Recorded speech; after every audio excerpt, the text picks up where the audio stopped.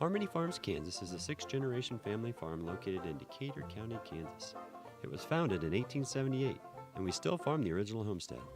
Harmony Farms, Kansas has been certified organic since 1987, and we're certified by the Organic Crop Improvement Association, National Organic Producers, and in Canada with the U.S. Canadian Equivalency Program. Harmony Farms offers certified organic wheat, milo, and millet both in bulk and individual packaging along with individual bags of whole wheat flour. Harmony Farms, Kansas, a proud supporter of Quinter schools.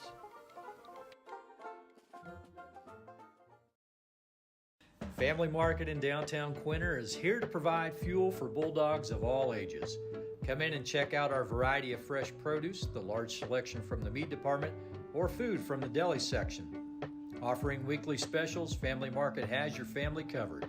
Shop local, where we provide friendly smiles, a warm welcome, and service you can't find elsewhere.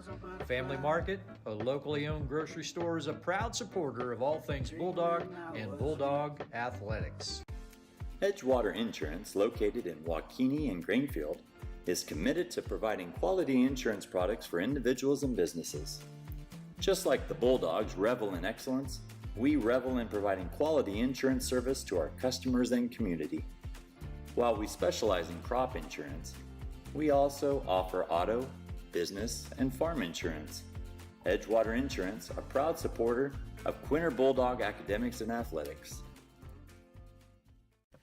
Kinder Sawyers Barnes is your Farm Bureau agent, serving the area since 2008. Give her team a call today to learn how they can make it easy to protect things that are most important to you: your home, family, farm, and future. Kinder's team is committed to offering quality products and exceptional service. If you have questions, they are just a phone call away. Kinder appreciates the opportunity to earn your business, and she and the team look forward to showing you how simple insurance can be. GG&T Cattle Company is a fourth-generation seed stock producer owned and operated by Cindy, Garrett, Crystal, Reed, and Jessica Worth. They specialize in registered Slayers, Angus, and Optimizer cattle. Join GG&T for the 49th annual production sale on February 22nd, 2024 at their ranch south of Quinter. GG&T Cattle Company, proud supporters of the Quinter Bulldogs. Golden Plains Credit Union is a proud sponsor of Quinter High School. Golden Plains is a full-service financial institution with locations across Kansas. We can help you plan a future with financial stability. We have financial products and services to help you get there. Stop by to learn more about our student resources to help you reach your goals, or visit us at gpcu.org. Golden Plains Credit Union, life with a touch of gold. Gove Community Bible Church, located in Gove, Kansas, is a Jesus-driven community that is proud to support the Quinter Bulldogs. We offer worship on Sunday mornings at 10:30 a.m. If you would like to know more about our church, visit our website at www.govecbc.com or download our Faith Life app from the QR code. Be sure to follow us on Facebook as well. Good luck, Bulldogs.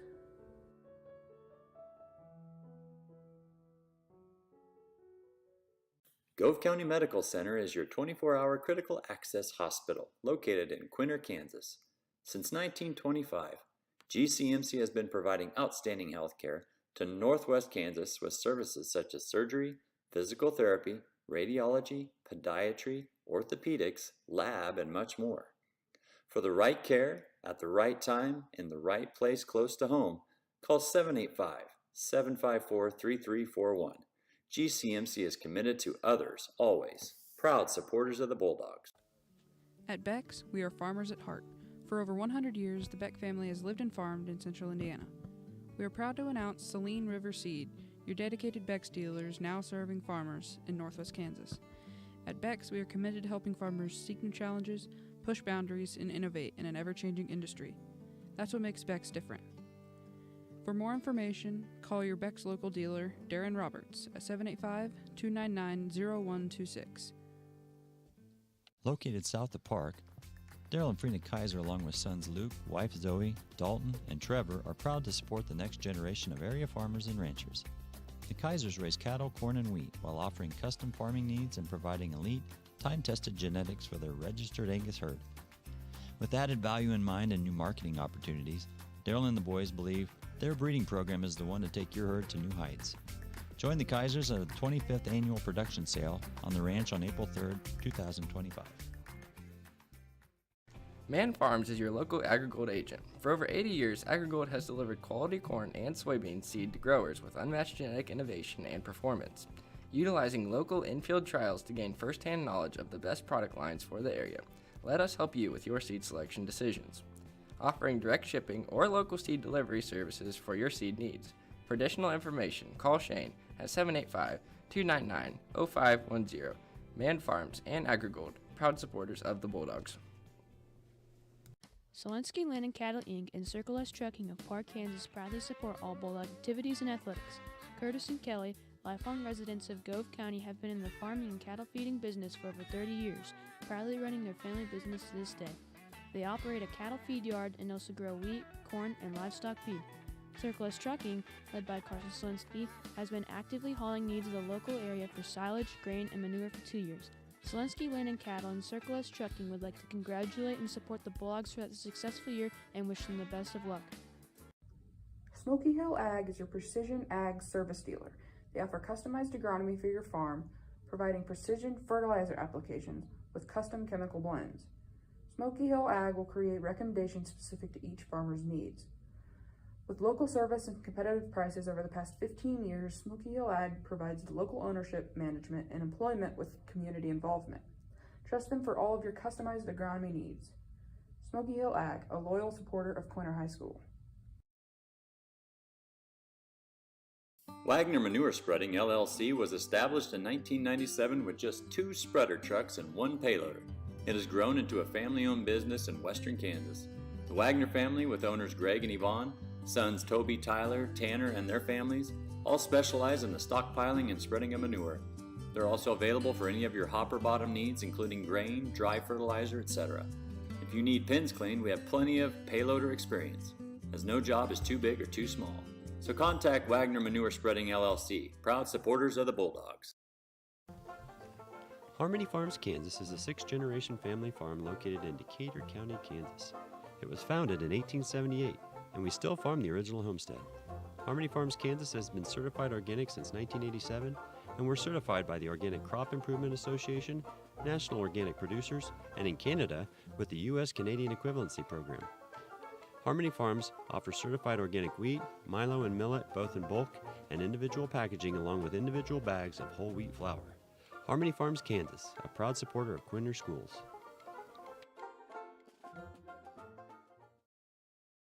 Family Market in downtown Quinter is here to provide fuel for Bulldogs of all ages.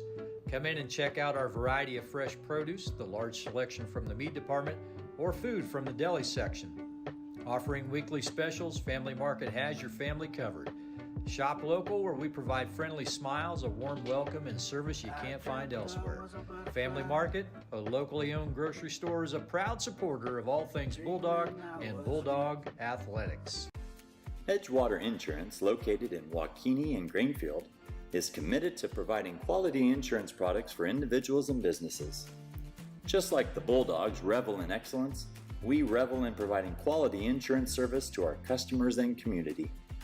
While we specialize in crop insurance, we also offer auto, business, and farm insurance. Edgewater Insurance, a proud supporter of Quinter Bulldog academics and athletics. Kinder Sawyers Barnes is your farm bureau agent, serving the area since 2008. Give her team a call today to learn how they can make it easy to protect things that are most important to you: your home, family, farm, and future. Kinder's team is committed to offering quality products and exceptional service. If you have questions, they are just a phone call away. Kinder appreciates the opportunity to earn your business, and she and the team look forward to showing you how simple insurance can be. GG&T Cattle Company is a 4th-generation seed stock producer owned and operated by Cindy, Garrett, Crystal, Reed, and Jessica Worth. They specialize in registered Slayers, Angus, and Optimizer cattle. Join GG&T for the 49th Annual Production Sale on February 22nd, 2024 at their ranch south of Quinter. GG&T Cattle Company, proud supporters of the Quinter Bulldogs. Golden Plains Credit Union is a proud sponsor of Quinter High School. Golden Plains is a full-service financial institution with locations across Kansas. We can help you plan a future with financial stability. We have financial products and services to help you get there. Stop by to learn more about our student resources to help you reach your goals, or visit us at gpcu.org. Golden Plains Credit Union, life with a touch of gold. Gove Community Bible Church, located in Gove, Kansas, is a Jesus-driven community that is proud to support the Quinter Bulldogs. We offer worship on Sunday mornings at 10:30 a.m. If you would like to know more about our church, visit our website at www.govecbc.com or download our Faith Life app from the QR code. Be sure to follow us on Facebook as well. Good luck, Bulldogs.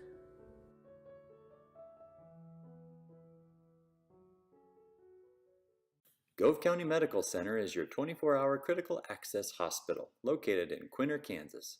Since 1925, GCMC has been providing outstanding health care to Northwest Kansas with services such as surgery, physical therapy, radiology, podiatry, orthopedics, lab, and much more.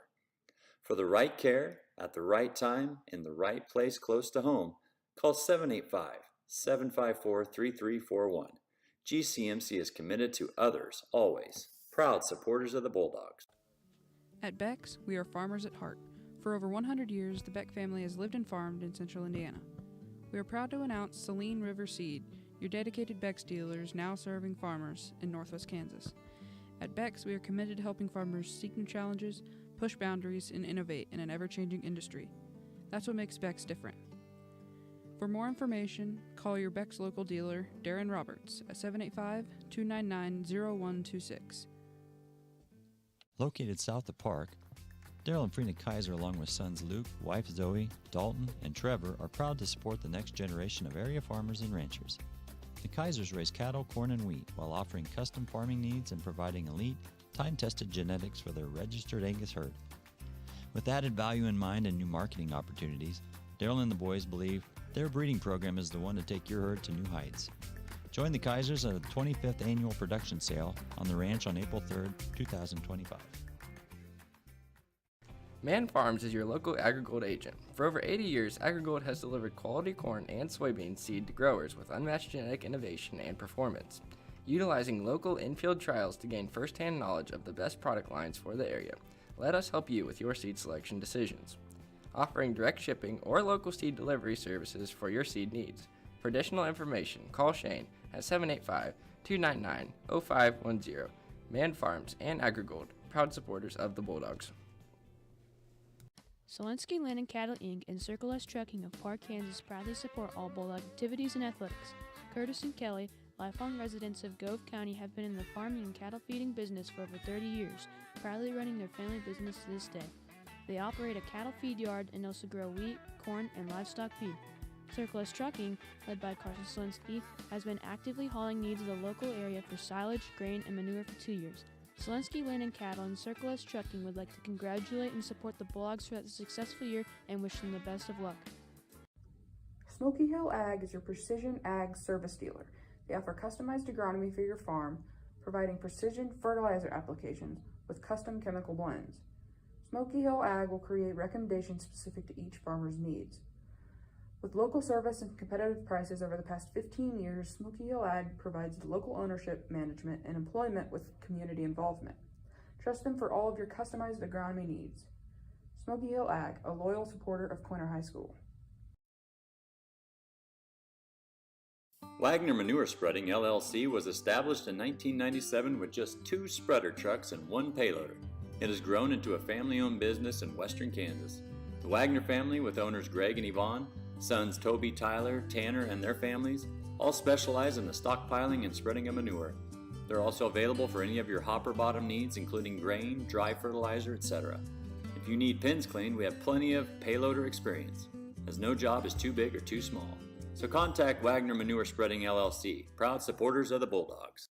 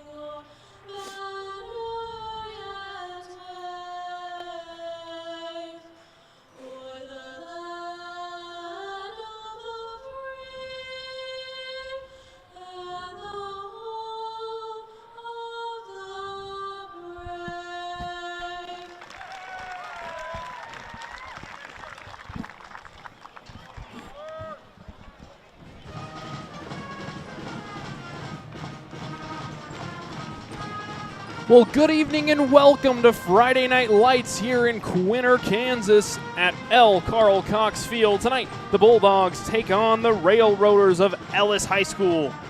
The Ellis High School Railroaders coming into this matchup 3-2, and the Quinter Bulldogs coming into this matchup 0-5 on the season. Bulldogs have struggled this season so far, but man, they've really had some exciting games. The last game they played at home against Ness City was quite a thriller, almost going all the way into overtime. We will see if they can put some more points on the board this season after coming off some quite electric performances. My name's Eli Blankenship. Join with me here in the booth is Kyler Stum. Thank you all for tuning in. You are watching Quinter football presented by Tiger Media Network. Yeah, and like you said, a lot of more interesting. Quinter's definitely just struggled this past couple of weeks here in this season. Definitely been a down season. Definitely when you're comparing it to last year's too good in this one, I feel like they're definitely in that year where they're getting that rebuild year. They're kind of figuring out what they need. They're definitely figuring out, hey, we got these. This is what we're going to work on, and this is what we're going to start building on. We have the strengths here. Now we just got to keep moving on to it.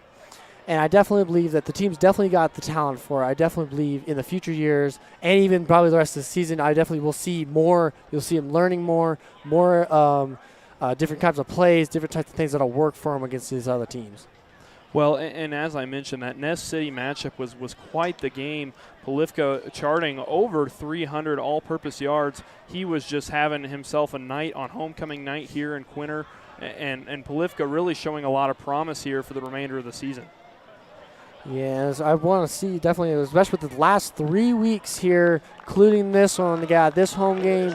Last home game is going to be next week, and they got one more on the road to end out their season. So definitely got 2 home games here, get a good chance here on the home field here, and then got another one in the home just before the end of the season. So I'm excited to see kind of the points, kind of the abilities, what they show up here. Yeah, and this Ellis team is a pretty solid football team. One common opponent that the Bulldogs of Quinter have and the Ellis Railroaders have is lacrosse.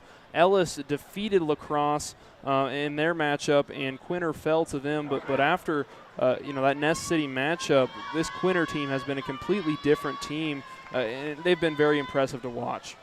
Yeah, I definitely agree with you there. I definitely want to see a little bit more excitement out of it. I'm going to see it more.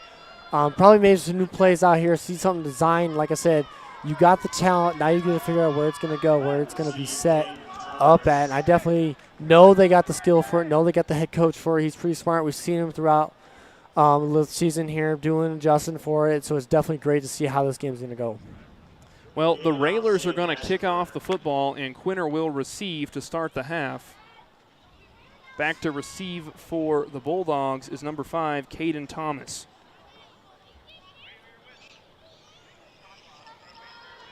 Back to kick for the Railers, Aschenbrenner of Ellis High School.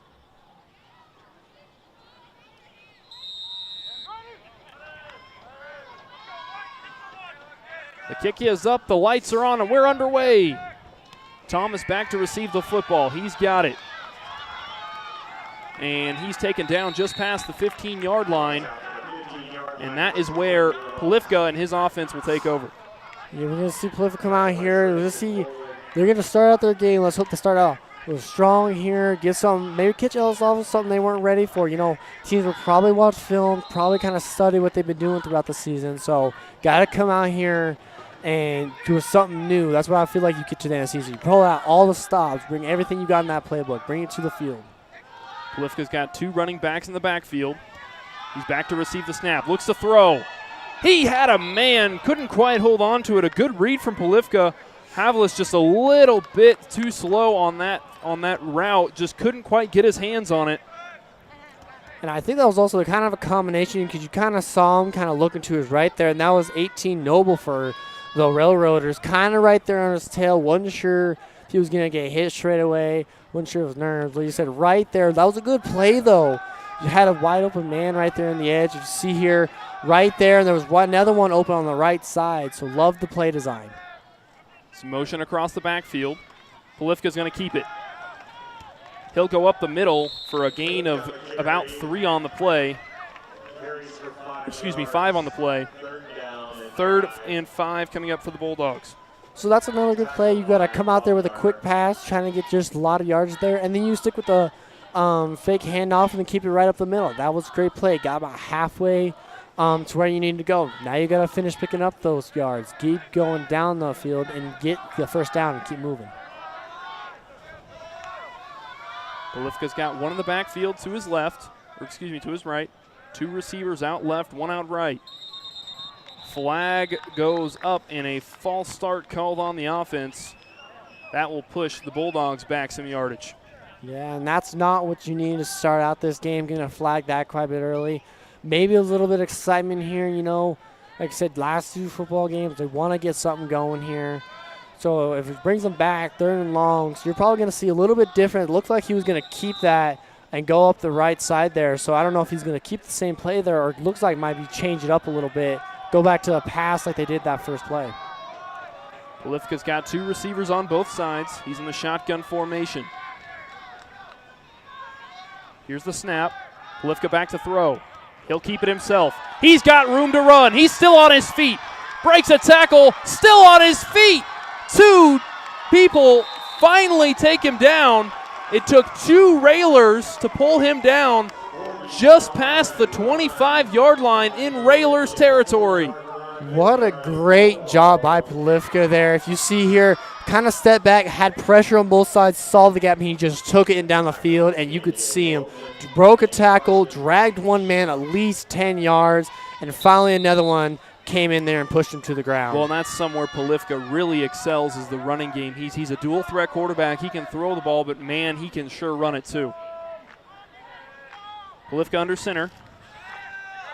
He'll hand it off. No, that was actually number 10 of the Bulldogs. That was Cooper Havlis on the under center, and he'll hand it off to Polifka. Just as I mentioned, that two-dimensional player with that dual threat for him to hand the ball off to Polifka, who is almost playing running back in that role. Polifka in the shotgun formation now. He's got 2 running backs to each side of him. Polifka will keep it again. Polifka goes up the middle. He's got space to run. Taken down by the Railers, just short of the 5-yard line.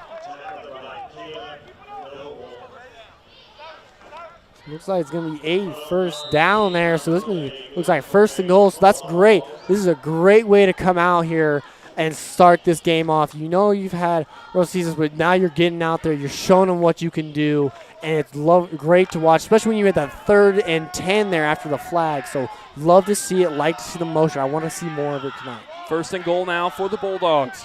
Polifka in the shotgun formation. He's got 2 receivers to the left, 1 to the right. Here's some motion. Polifka, he'll keep it himself and brought down right around the 7-yard line. And kind of a little help on there. That was got to give that one to the Ellis defense. You kind of saw on that left side of the offense kind of come around. That was number 76, Honus. And he just came around, got on that back side there of Polifka here. You'll see him come in, just drag him down. So great work by the defense containing that run. Still 2nd and goal then. Got a lot of options for this offense. So as Ellis, you got to be prepared for a little bit of anything. Got a Havlis under center. 2 running backs behind him. Havlis, he's back to throw.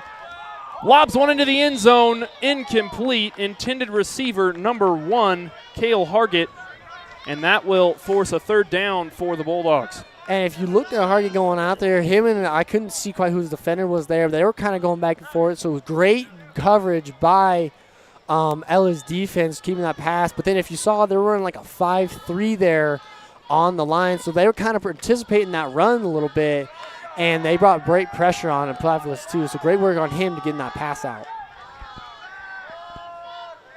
Polifka, empty backfield. Under pressure, complete, and not enough for the touchdown. Complete to number 52, Zoltan Beckner on the play. Small gain, and that will put them right on the goal line, and I would imagine the Bulldogs will go for it now. Yep, you're right there. It looks like the 1 yard line. See right there, you got great pressure coming in, quick pass, way to get it to him, and a right to his chest. So great work by Cliff. And then that's number 52, like you said, Beckner getting in there, catching it, and getting where they need to be able to score here. Polifka with an empty backfield once again. Whistles blow, and timeout by the Ellis Railroaders with 7:58 remaining in the first quarter of play. So sponsors here for the Bulldogs, we got Kendra Barnes at Farm Bureau Financial Services, here to help you protect what matters most in life. Kaiser Angus, certified Angus beef sellers and proud supporters for the Bulldogs. Selenski Land and Cattle Company, wishing the Bulldogs good luck during the 2024-2025 school year. And then Smoky Hill Ag, serving Lane, Logan, and Gove counties. Well, Ellis has retaken the field. Bulldogs still getting ready to break their huddle. I believe it's pink out night here in Quinter. The cheerleaders got their pink pom-poms over here on the sideline. Some pink out in the stands this evening. So definitely great work for Quinter coming out here. It's maybe 4th and on the 1 here, so we're going to see him go for it, but I like it. A lot of people, you think, oh, they're on 5, they're not going to do that well. They come out here, they're showing like, hey, we are actually better. We have the skill set for it. Polifka with an empty backfield. Here's motion across the backfield from Beckner. Polifka under pressure. He'll throw it to Beckner. It's a touchdown for the Bulldogs. Zoltan Beckner on the catch. What a great drive by the Bulldogs and way to stay with it. They had a couple of setbacks there, and they pushed through it and be able to score on the opening drive. What a great moral booster to go into the rest of this game with. Well, and a great play design from the Bulldogs with that motion across the backfield with Beckner. A lot of times you don't see tight ends run all the way across the quarterback. Sometimes you'll see them run to a position and then make a block, but right there that opened Beckner up with a lot of space to catch that ball in the end zone. 2-point conversion on the way now for the Bulldogs. Polifka dancing in the backfield. Polifka going to throw it away, and intended receiver was Beckner, but overthrown after some heavy pressure from the Railers. So after their first offensive drive, the Bulldogs come out with a score. They will lead 6-0. You see right there on your screen with Beckner in that motion across the backfield, and nice pass there from Polifka. Just was able to dump it off into the end zone, putting 6 on the board for the Bulldogs. And if you saw there, it was kind of like he watched the defense too, so he could either hand it off there. He saw 2 defenders coming, so he was, all right, I'm going to hold on to this, and let's see if you take him. If the defender that was pressuring him backed off, he would have had more time, maybe ran it himself, but he didn't. Kept coming to him and allowed him to be wide open there on that right side, and that's what opened that play up. So like I said, great play design, great execution. Now they're up 6-0 with 7:54 left to go in this first quarter. And now it's Ellis' turn to get the ball, and let's see how they respond.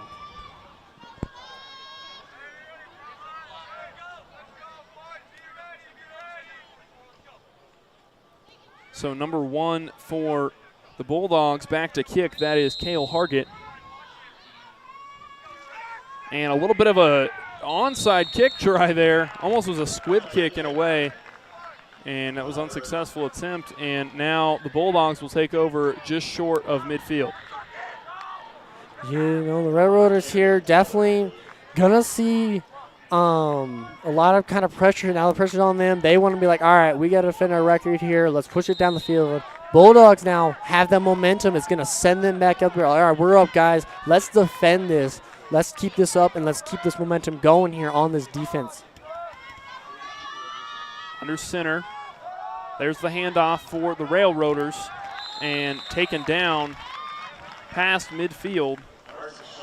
That was number 20 on the carry. That is Carson Schartz. And right there on the defense, like I was saying, I saw a bunch of red on that tackle right here. It met immediately at the line of scrimmage, dragged him a little bit, but they had a couple teammates in there. So that's the energy I like to see, meeting him at least at the line of scrimmage. Trenton Schartz under center. He'll hand it off to his brother. Carson Schartz on his feet. and he'll have a first down and then some. He's broken deep into Bulldog territory. He'll be spotted just past the 25-yard line. And that was great work, play design. Had a handoff there, saw that side, stepped out to his left side. Great blocking, too, to open up a gap there and get those extra yards past that first down. Another handoff here from the Railers. Schartz still on his feet. Taken down by Polifka past the 10-yard line, and the Railroaders are moving the ball with quite a bit of pace here. You're definitely a lot faster than Quinter was getting down the field. They're getting down the field. Like I said, they're on the pressure now, so they're going to keep moving, not really taking a break. Under center once again. Schartz on his feet and taken down once again by Polifka after a gain of about 3 on the play. And another just quick there. As you see, they're not taking a fan. They got the armbands there, keeping it up going, keeping the plays running quick. Schartz now on the shotgun formation, a weird snap, and now Schartz is just going to take it himself up the middle, taken down by the Bulldogs, and now a third down on the way for the Railers. That was Gillespie back there along, I believe that was Beckner back there too, bringing him down there right about the line of scrimmage there. So great work on the pressure, getting back there and realizing that quick run there. Wasn't sure if he was supposed to run, like you said, high snap, but made it work either way. Railers slowing up the pace a little bit. Schartz back to throw. He'll connect with his receiver. That's a touchdown for the Railers. Number 8 on the reception, that is Ben Byers. And what a pinpoint throw there. It was, had the defender on his backside, knew he had to lead him, led him well, and straight to the chest was a bullseye. So great pass there to Ellis. Brings it up 6-6 here with just 5:52 here in the first quarter. And it looks like number 15 of the Railers, that is Aiden Aschenbrenner, will try for the extra point. Kick is up, and that is through the uprights, and that will put Ellis on top of the Bulldogs, and they lead the Bulldogs now 7-6 with 5:52 left in play. Some more sponsors here for your Quinter Bulldogs. Gove County Medical Center, your comprehensive healthcare provider in Northwest Kansas. Healing through caring.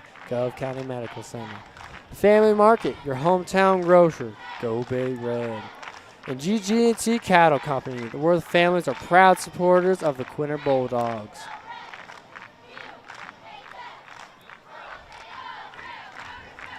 Well, you saw there on that first drive from the Railers, it was a very run-heavy offense to start the drive, and then towards the end of that drive when they got put under a little bit more pressure from the Bulldogs, it seemed like they started to throw the ball a little bit more. Yeah, but definitely they realized, hey, we're getting a lot of pressure from that defense. We're going to change it up here. And like I said on that touchdown there, great pass straight to his chest, led him well, and it's great to see that kind of in this kind of area of football. A lot of times it's a little bit behind, but I love to see it, love the movement. Now both teams scored on their first drives here. So let's see who can keep it going, whose defense is going to step up, whose offense is going to keep it rolling. Aschenbrenner back to kickoff for the Railers. Short kick and caught by the Bulldogs just behind the half-field mark. And they will start with the football in their own territory, spotted right around the 37. Yeah, that was Packer right there. It was great script kick, too, though. Needed just a little bit more airtime. They might have been right under that one. So great work on Packer being able to bring that down. Polifka's got one in the backfield to his right. He's got 2 receivers out to the left. There's the snap. Polifka under a little pressure. He'll look to throw. He's got Beckner down the field. Beckner brought down just past the 20-yard line, and a late flag flies after Beckner picks up a big gain for the Bulldogs. And what a great throw and catch there. Great work by Beckner there, getting down the field, catching it.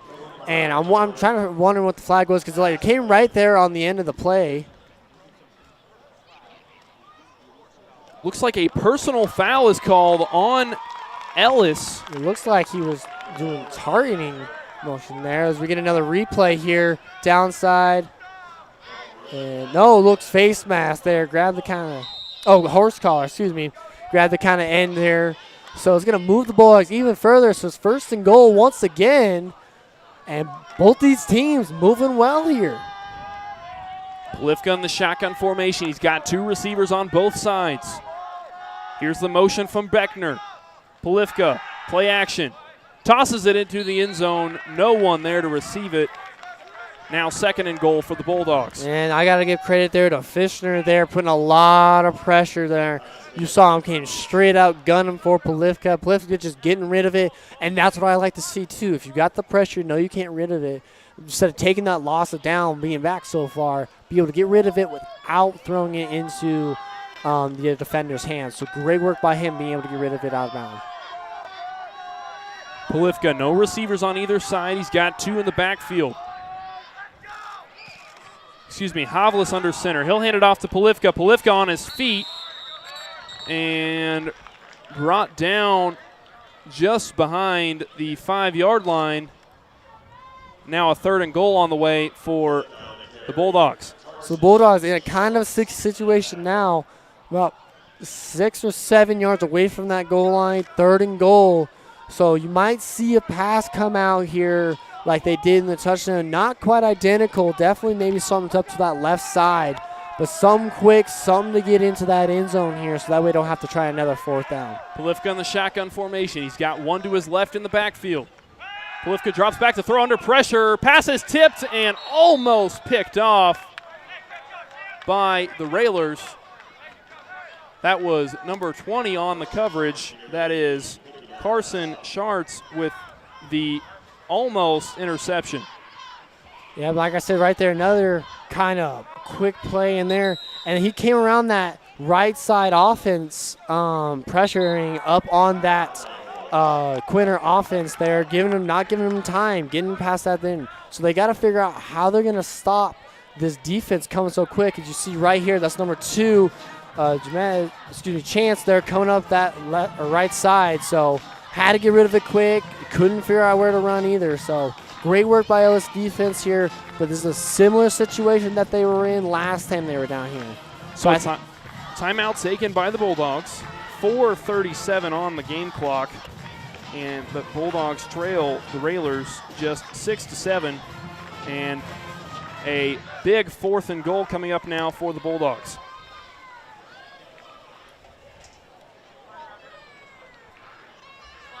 And you've got to think maybe they try and run that same play that worked for them last time where they sent Beckner in motion across the backfield with a little dump pass from Polifka. That seemed to work real nice for them last time they were in the red zone. I'm thinking something similar like that, but something that's going to have a little bit of trickery into it because as you see, they got 4 in the backfield right there, 4 up front here, so they're ready for both sides. So they're going to bring pressure. They got you covered, so we need a little bit of trickery here. Here's the snap to Polifka. He's under pressure. He'll find his man. He's got Havlis and brought down just past the 5-yard line, and that will be a turnover on downs. The Railers will take over deep in their own territory. Yeah, and that's just unfortunate. Like I said, that is number 2 Chance getting past there. As you saw his defense, he's so quick. He's able to get off that defender's hands, move around him, and just go for Polifka. So sometimes Polifka's got to talk to his friends like, hey, we got to figure out, hey, I need some time. Can I get some little bit blockers? We got to figure out how to give him more time. Schartz with an empty backfield. He's got 2 receivers on both sides. Here's the snap to him. He's back to throw and almost picked off by number 5, Caden Thomas of the Bulldogs. He had a little bit of a run-in with Camden Polifka in the secondary. Yeah, and I think they were both watching the ball there, and I think that was really risky there. I think I saw at least 3, maybe a 4th Bulldog in that back secondary there waiting for that. So if they were set a little bit more, that might have just been straight back to the Bulldogs. 2nd and 10 on the way for the Railers. 4:24 left in play. Schartz with his brother in the backfield to his right. He hands it off to his brother. Taken down after a gain of close to 5 on the play. Taken down. It was met first by Cameron Thomas there. Like I said, meeting him at the line, but he's just so strong, pumping them legs, and he's able to get a couple extra yards. So great work on him, just powering through it, not just stopping with 1 or 2. Big third down now for the Railers. 3rd and 4. Schartz will keep it himself. And he's got a first down, still on his feet, and Polifka just pushing him out of bounds right by the 20-yard line or so. And that was great work by him. If you saw his run there, he kind of moved there, and right before he passed that first down marker, the Bulldog was right there, made a nice little step move. You're going to see right here. Gets it, keeps it up that line. Right here, makes a little step and just gets out of bounds there. So it was really good work by him. The Schartz brothers together in the backfield. 2 receivers to the top of your screen, 1 to the bottom. Deep throw from Schartz. It's caught! What a throw! Complete to number 10 on the play. Excuse me, number 18 on the play, Caleb Noble. And an acrobatic catch you'll see right here on the replay. Schartz dropped back in the pocket and just threw an absolute bomb down the field to Noble, who made an incredible catch downfield. Yeah, as a defender, you got to be able to see ball and defender there. Schartz will hand it off to his brother. Still on his feet. He's got nothing but green grass in front of him, and a touchdown for number 20, Carson Schartz. And right there, it's like Bulldogs really spread out there, kind of let a lot of room in there, went left to right. And I think that fast-paced offense from the Ellis is kind of getting to Quinter, and I got to figure out, hey, we got to figure out how to slow them down, figure out a way to stop this offense. But right now, Ellis is going to keep it up there and extend their lead. Extra point try on the way here from Aschenbrenner. Kick is up and no good. And now the Railers will lead 13-6 with 3:22 left in play in the first quarter. Some more sponsors here for your Quinter Bulldogs. Aragog Seed and Man Farms, helping feed the Quinter Bulldogs and the world. Gov Community Bible Church, a Jesus-driven community. We support the Quinter Bulldogs. Saline River Seed. Contact Darren Roberts, your Beck area seed dealer. Farmers and Bulldog fans at heart. Wagner Manure Spreading. Proud supporters of the Quinter Bulldogs and thrilled to help spread Bulldog pride.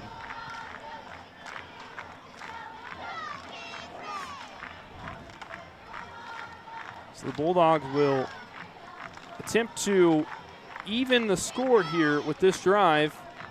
They trail by just 7 points. And they had it, like I said, scored on the first drive. Had a great second drive, by no means there. Just couldn't quite get it there at the end of the goal line. So now you got to see, you got to keep this energy up. Yeah, you're down 7, but again, 1-score game. Keep it going. You're going to get it back here, bring it up a couple yards, and then keep, like I said, bring out those plays you didn't see you were saving up. Bring out those extra things you weren't really thinking about bringing up. Those practice plays. We want to see all of it. Aschenbrenner on the kick, an end-over-end kick back to Thomas. Thomas drops the kick. He'll pick it back up, and he's going to look to return this one. Thomas brought down past the 20-yard line, right around the 23, and that is where Polifka and his offense will take over. So great return there. Even after the drop there, saw his thing, kind of adjusted there, went up that right side, and kind of just kept moving the ball. So let's see if the Quinter Bulldogs can keep it going, and let's see if they finish it here. Let's see before this end of the first quarter. 3:16 left to go in the first quarter.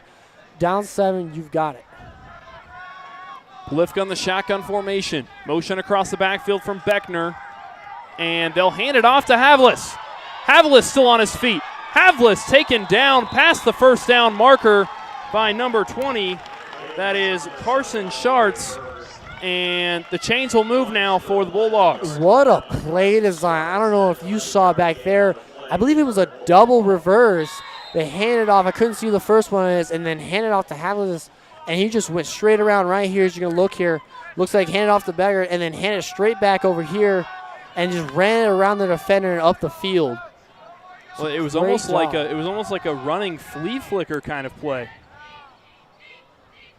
Polifka in the shotgun formation. Motion from Beckner. Play action. Polifka. Spin move and taken down just past the line of scrimmage for a gain of close to 2. Excuse me, 1 on the play.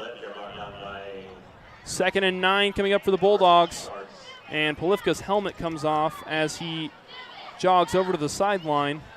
So looks like he will be out for play. Yeah, I believe looking at that play, looking at it, it looks like he kind of came down on it, maybe on someone's head. We'll take a look here again, kind of the running. And right there, number 11 kind of looks like he might have got his helmet coming down with it. So doesn't look intentional at all, so nothing scary there. Just coming down with it naturally, got it. Havlis has 2 in the backfield behind him. He's under center. There's the snap and the handoff. And stripped down past the line of scrimmage and flags flying. And I'm going to say it's better, Bulldogs better hope this is going to be on the defense. Well, there was a fumble on the play too, I believe, and so he did pick up the flag. So we're going to take a look at it here. Got it, ran up there, got hit in that right arm, lost it.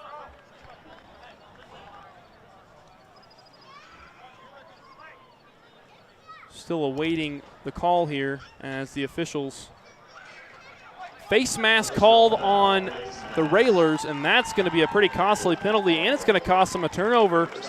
And the chains will move quite a ways forward as the referee will spot the ball just past the 30-yard line in Railers territory. That is a very costly penalty. Like I said, lost the ball. They landed on it too, so it would have been Railroaders' ball there, but they just had a mistake there. It looks like it was on that far right side of the offense there is where the flag was thrown. So lucky break for the Bulldogs. Make something of it. Polifka, play action. There's the throw from him and throws it to the referee in the middle of the field. It comes off of him and just kind of unfortunate location for the referee to be in because I think that may have been a complete pass had he not hit the referee. And I think that's one of the things, though, on the field, you got to be aware of it. The referee is part of the playing field, and a lot of players don't realize that. Like, if you run into them, ball hits them, there's nothing they can do about that. You got to be aware of where they're at as well as your defender. Polifka's got 2 in the backfield next to him, and he'll keep it. Polifka brought down past the 20-yard line, and I don't think he has enough for the first down, but he's sure going to be close. He's about, it looks like a yard short there. Good run by him. Take another look at it here, running up that left side, kind of taking down, kind of a little push there from his teammates too to go forward. So 3rd and about 2 feet here. Avalis under center. Got Thomas and Polifka in the backfield, and I think a false start will be called. It's going to be interesting because or it could be also offsides. It might be offsides because the defense did move first. Yes, I believe that is the correct call to make because the defense moved first and the offense reacted after they crossed the line. So yeah, I would agree. I think that is the right call there. And so now the Bulldogs will be just shy. It looks like they're going to be spotted right around the 15-yard line. And so now they will I would honestly like to see the Bulldogs maybe take a shot here to the end zone. Yeah, about 64 seconds left to go as you take another second there. Like I said, moved on, and the players reacted after they already crossed the infraction zone. Havlis under center. He drops back to throw.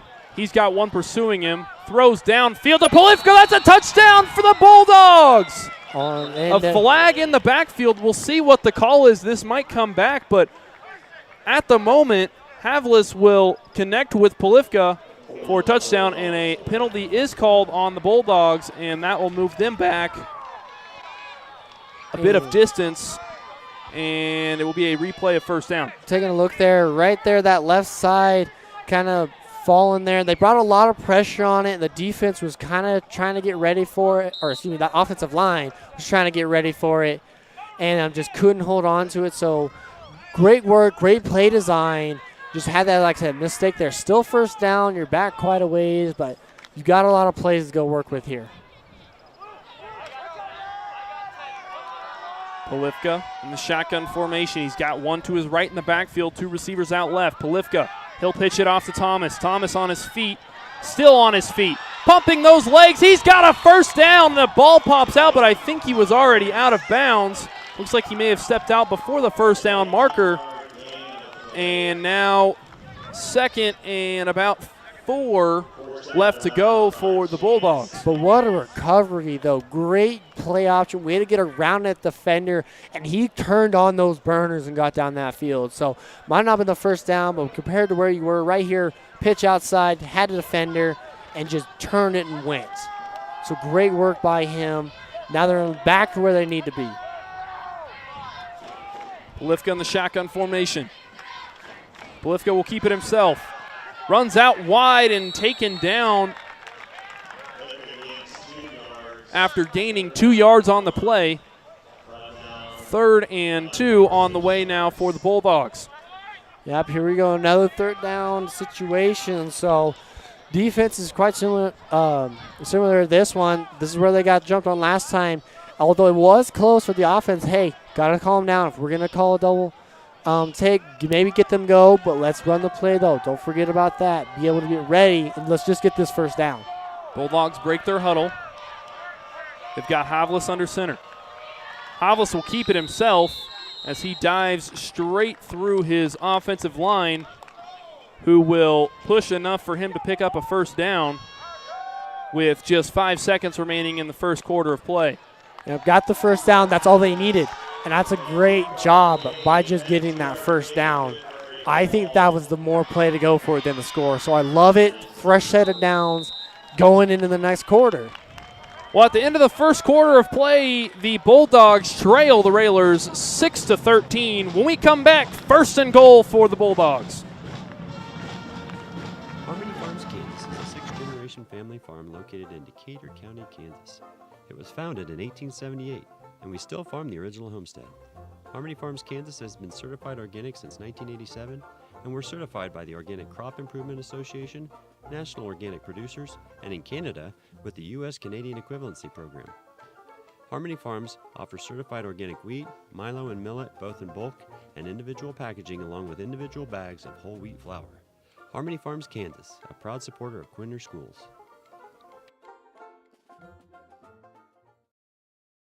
Family Market in downtown Quinter is here to provide fuel for Bulldogs of all ages. Come in and check out our variety of fresh produce, the large selection from the meat department, or food from the deli section. Offering weekly specials, Family Market has your family covered. Shop local, where we provide friendly smiles, a warm welcome, and service you can't find elsewhere. Family Market, a locally owned grocery store, is a proud supporter of all things Bulldog and Bulldog athletics. Welcome back to Quinter, Kansas. The Bulldogs set for a 1st and goal now as they are deep in Railer territory after Havlis dives through his offensive line to pick up the first down. Like I said, brilliant idea, fresh set of downs right next to the end zone. Havlis under center. He'll hand it off to Polifka, pushing through to the goal line. That's a touchdown for the Bulldogs. Ladies and gentlemen, we have a game here tonight. Brings it up 12-13 here with just 5 seconds into this second quarter. What a great start by both sides and the Bulldogs. Love to see it. Love the plays being brought out here. Playing off, like I said, bringing everything out. Love it.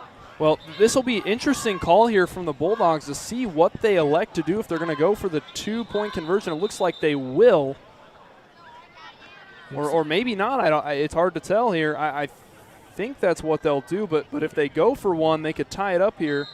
Got an interesting situation now. Looks like they will go for the 2-point conversion. Polifka in the shotgun formation. He's back to throw. He'll pitch it off. Incomplete.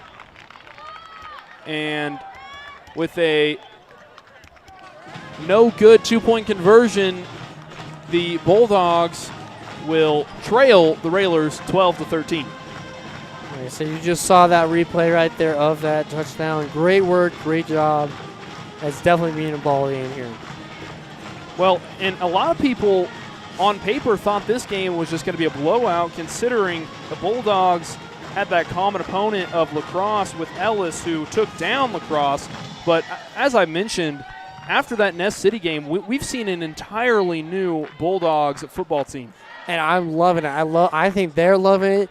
They're maybe down 1 point, haven't really got the extra points, but still, you're right there with this 3-2 team. You're competing. Like I said, they got the skills to it. And I knew, compared to if you look at the start of the season to where they are now, you could see so much growth, and that's what you love to see out of these teams. How you grow and advance and show, like, hey, we had a rough start, but I want to end this season on that high note. Well, this Quinter team certainly has a lot of promising potential for the coming years. They certainly have a lot of young talent on this team.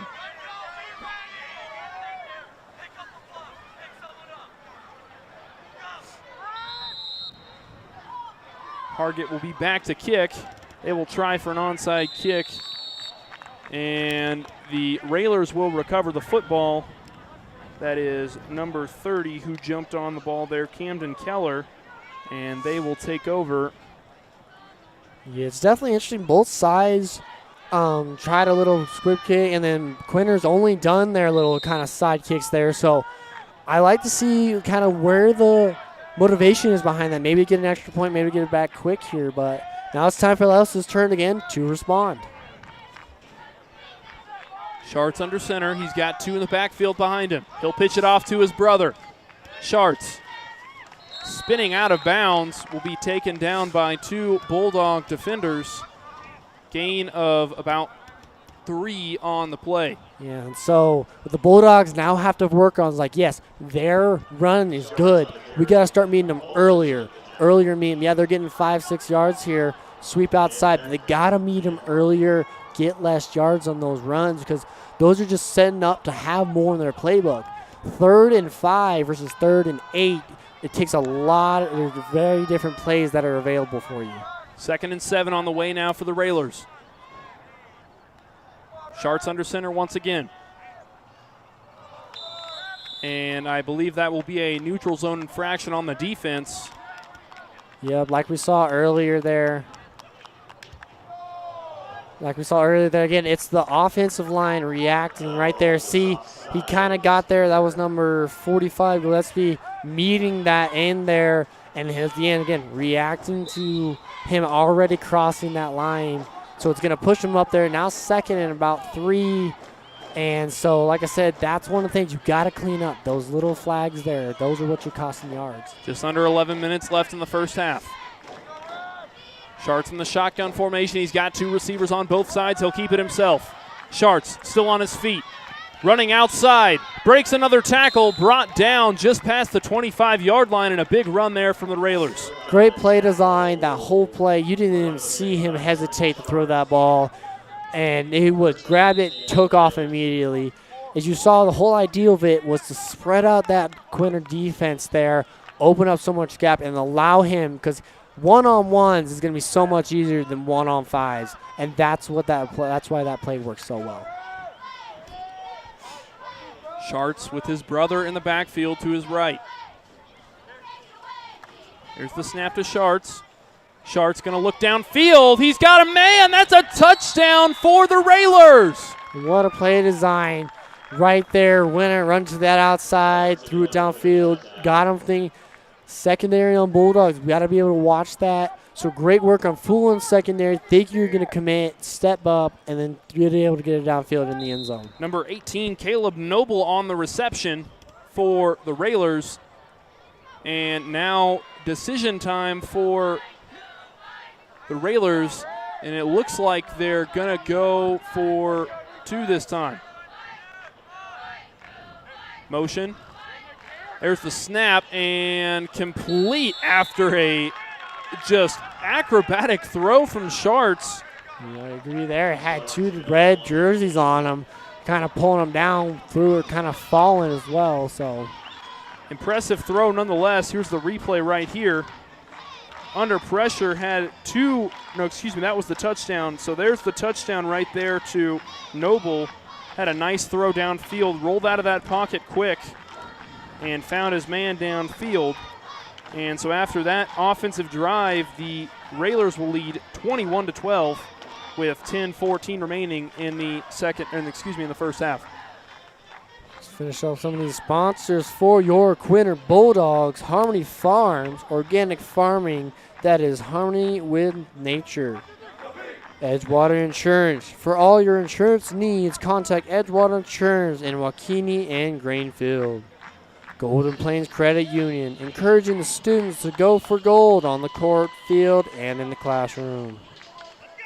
So there's that two-point conversion. It was Sharks being pulled down by two Bulldog defenders right there. Just an impressive throw altogether from him. Falling down and just still came out and made that throw. Still had some spiral on it too. Just altogether impressive two-point conversion by the Railers, and that will extend their lead to 9, which makes it a two-possession ball game for the Bulldogs.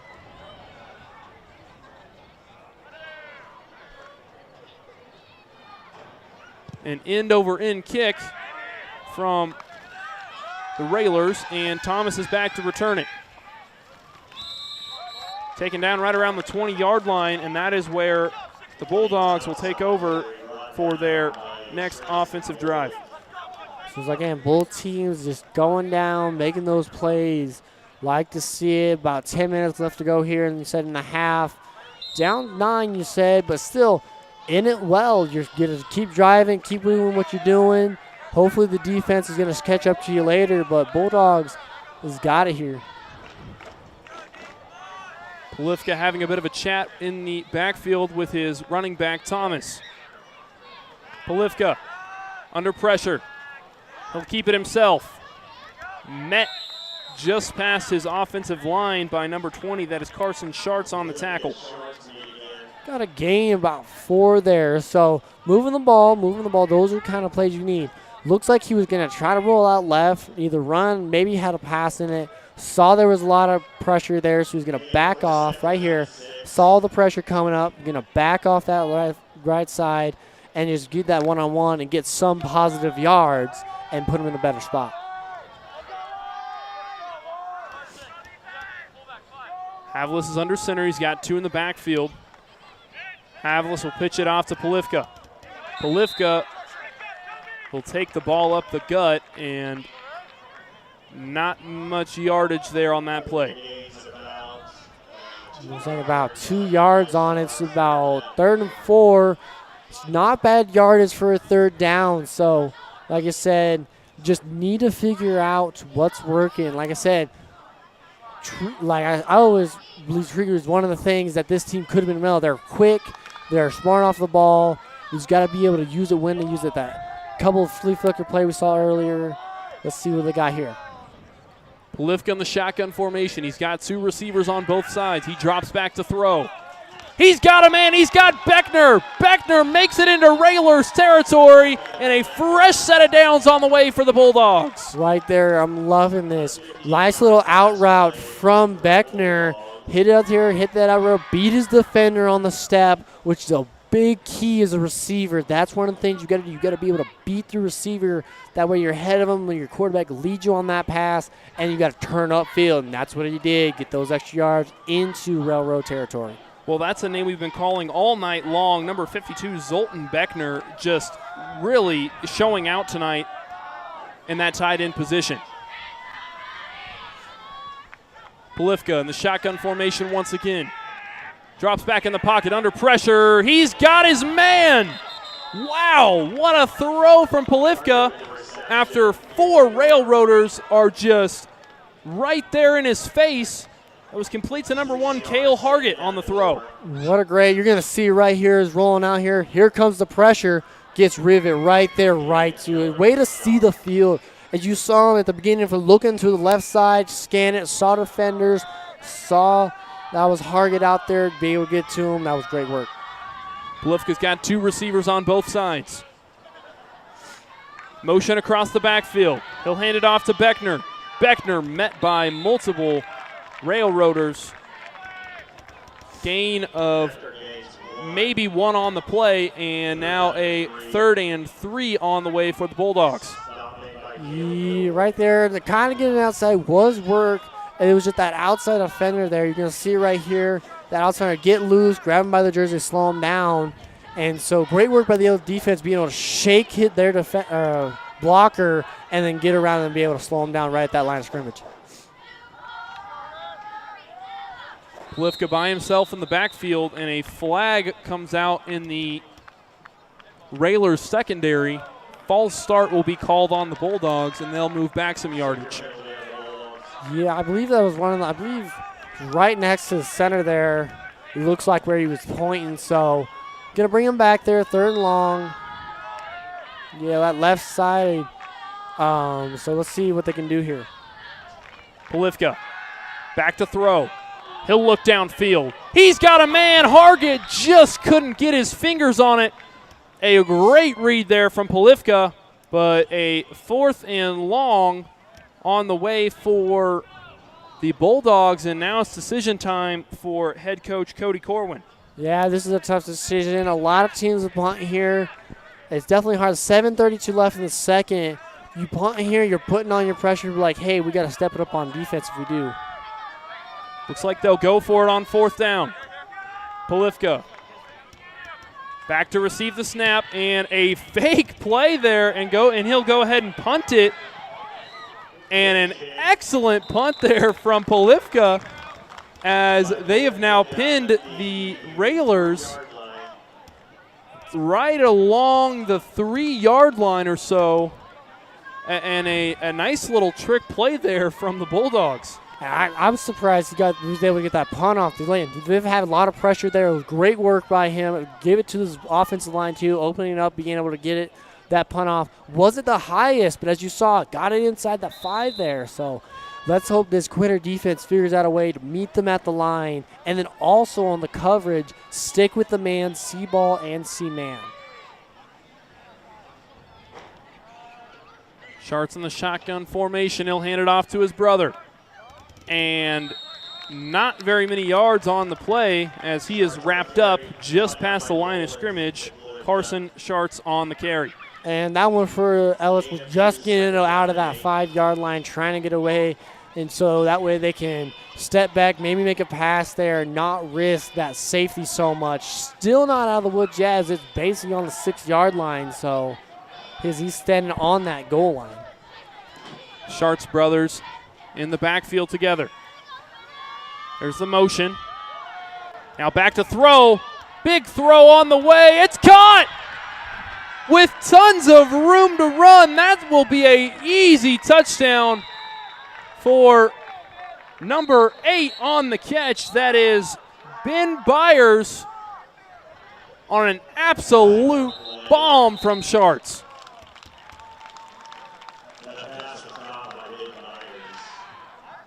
Looks like we got a holding on the offense, which is going to cancel out that impressive pass and catch and save the Quinter defense here from another play. So, like I said, not taken away from the play. Great work, great pass, great run. Had 2 defenders right there and just turned on the Jets. So, like I said, they got the options. Still 2nd down for them as they're going to move back to where the sticks started.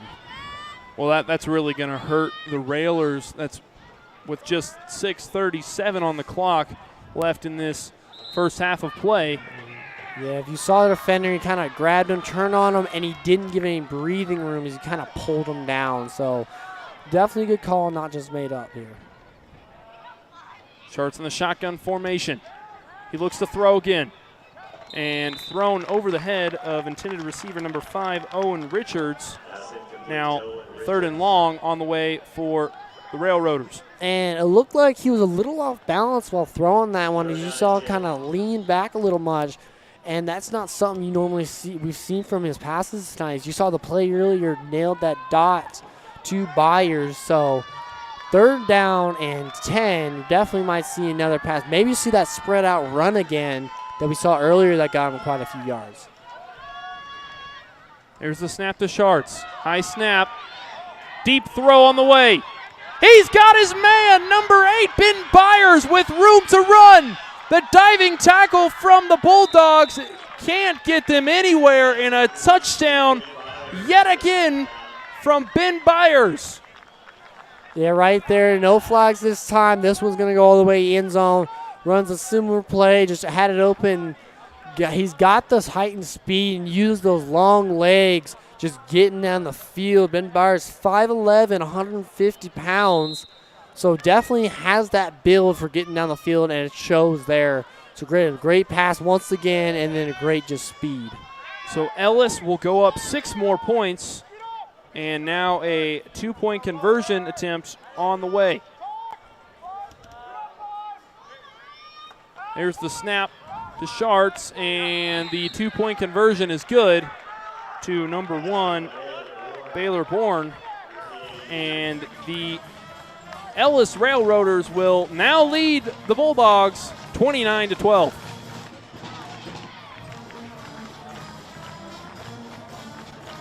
As we take a look at Ellis just running that one play again, just running similar, and that's kind of the Bulldogs. If you're going to run the same play, you got to be ready for that deep pass. They did it on you once again. You're deep in the territory. Give up that run. Let the run happen. Don't let that deep pass happen. That's one of the things as a receiver, or as a defensive, like safety, coverage, anything. You got to be able to stop that deep pass. Let that run. Let them get that first down. It's better than letting them get the long thing there. So that's something they got to learn and take on to these next upcoming drives, because they can run, but you've seen the passing is starting to come out a little bit more. Well, the Railers certainly have a couple deep threats on their team. You saw right there, once he caught that ball, he was gone. It was just green grass for him, running that all the way to the scoreboard side of the field. And just a nice run there from the Railroaders to put them up 8 more points.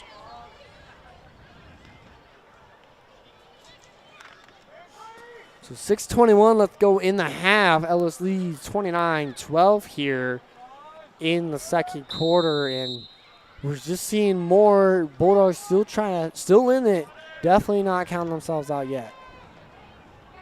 An end-over-end kick deep into Bulldog territory, and they will let that one go into their end zone for a touchback. And Bulldogs will take over on their own 15. Yeah, not been getting a little bit farther in returns, kind of kick to that far right side away from them, so that way they ain't getting up so far. So great kickoff there from Ellis. Now we're letting the Bulldogs. You're down a cup a little bit. You got to keep the scores going. Got to be able to keep converting. Have the faith in yourself and your other teammates. Polifka in the shotgun formation. He's got 2 receivers on both sides. Here's the motion across the backfield. He'll hand it off to his man. And not much on the play, and a fumble. Ball pops out. We'll see what the ruling on the field is. I think they'll give them the fumble. Yes, so turnover by the Bulldogs on the first play of the drive, and now Ellis has the football inside the 10-yard line. And so that's not great positioning for the Bulldogs' sake, as it's really deep in there, 1st and goal. Let's take a look at it here. Hands it off. Looks like had it there and then lost it there, trying to get out of the grip there on his legs, though. Wasn't sure if someone hit it or if it just slipped out. So unfortunate for Beckner. He's been well all night. Sharts brothers duo in the backfield. Here's the motion. Flag flies after the snap, and I think we might see this one come back here. And a false start on the offense will result in the Railroaders being pushed back 5 yards. 6:12 left to go. Ellis still leads 29-12. They get pushed back a little bit. Still 1st and goal here, just past the 10, so a lot of options. Sharts calls for motion once again. High snap. And pulled down by the Bulldogs, not before he throws it away. I don't even know what just happened on the play, but a touchdown for the Railroaders nonetheless. I don't even think the his teammate in front of him was ready for it. He kind of grabbed it, stood there a little shaky. He was like, oh, I have the ball. I got to move down the field. So great work by him getting rid of it because he got met hard. That was Packard, number 44 for the Bulldogs. Well, I was caught watching the pressure from the Bulldogs. It seemed like they had a sack on him, but there's the replay right here. Was under pressure and just kind of flung it off to his teammate, who was able to punch it in for 6. A 2-point conversion from the Railroaders is no good. And now the Railroaders go up 6 more points as they lead 35-12.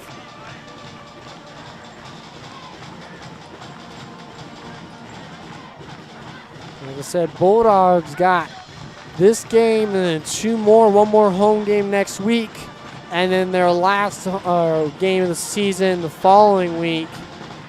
Let's take another look here at that 2-point conversion. Just hit his hands at the back corner of the end zone, kind of just tapped out of it. So Bulldogs trailing 12-35. Had a strong start. Now you're in that kind of mode like, hey, we're down, but we just got to keep on fighting.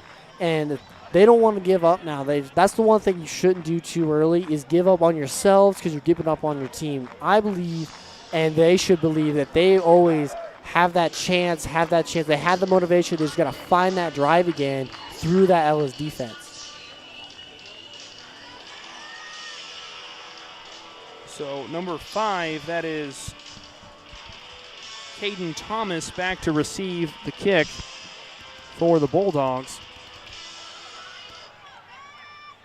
And kicker Aiden Aschenbrenner, the 5'8" sophomore, will be back to kick for Ellis. Driven kick will go back into the Bulldogs' end zone, and a touchback will result in the Bulldogs taking over on their own 15 once again. So Bulldogs, after a tough start to their last drive, let's hope they come out here a little bit more energy, a little bit more drive to it. And like I said, you're at that end of the season.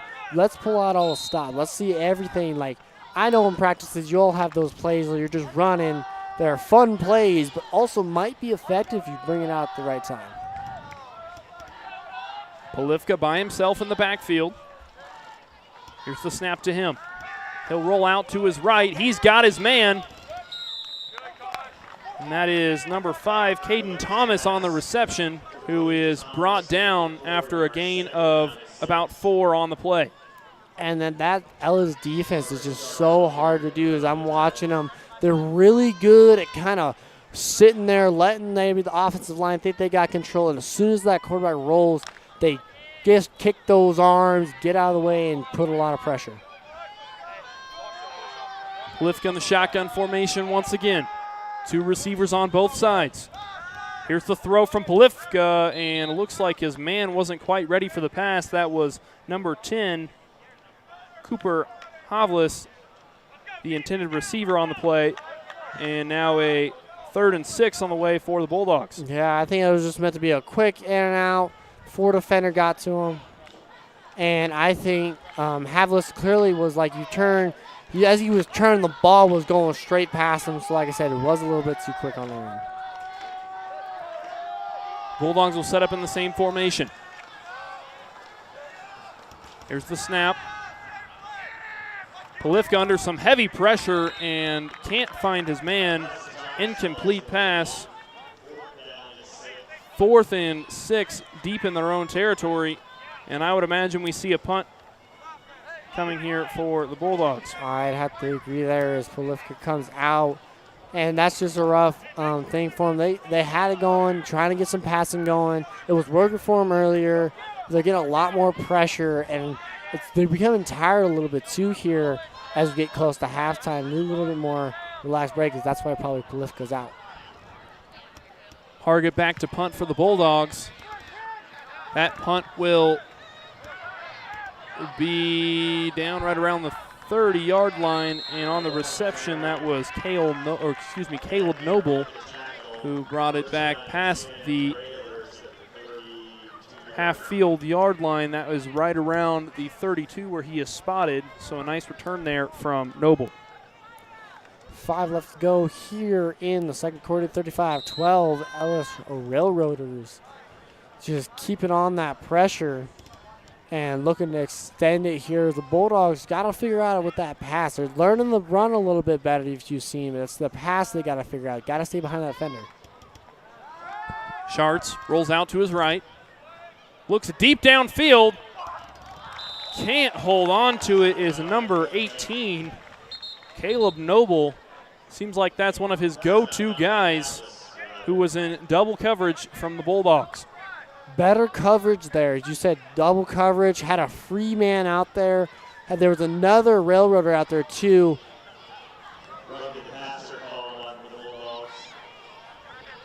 Looks like we have roughing the passer called on the Bulldogs there. It wasn't watching downfield, so after the play, it's like got hit, so it's going to be a costly penalty, bringing them all the way down to just past the 20, right on that 19-yard line for a first down. Yeah, and definitely a costly penalty, you just said. And timeout is called by the Bulldogs with just under 5 minutes left to go in the first half.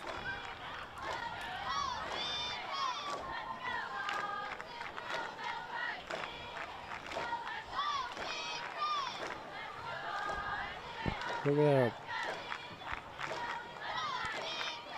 replay here. Look here, watching him, got the pass, and kind of looked like, as you saw right there before it changed, got hit right at the end there.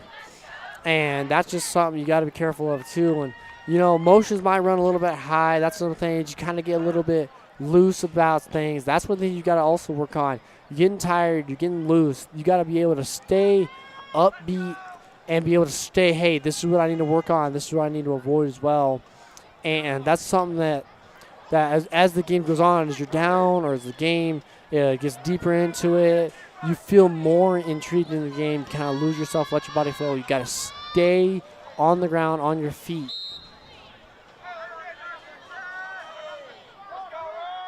Schartz brothers back together in the backfield once again. Here's the motion.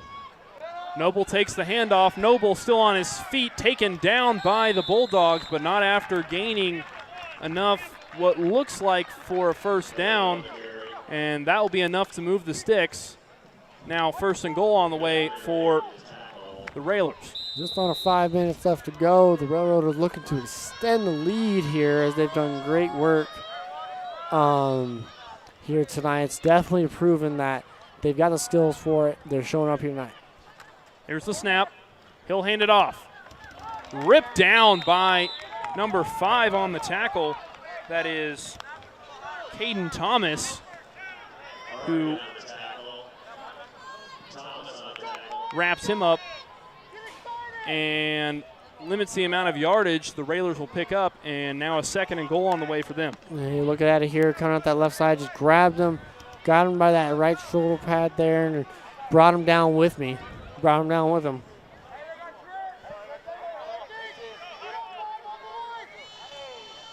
Schartz in the shotgun formation, empty backfield. Here's the motion. Schartz will keep it himself.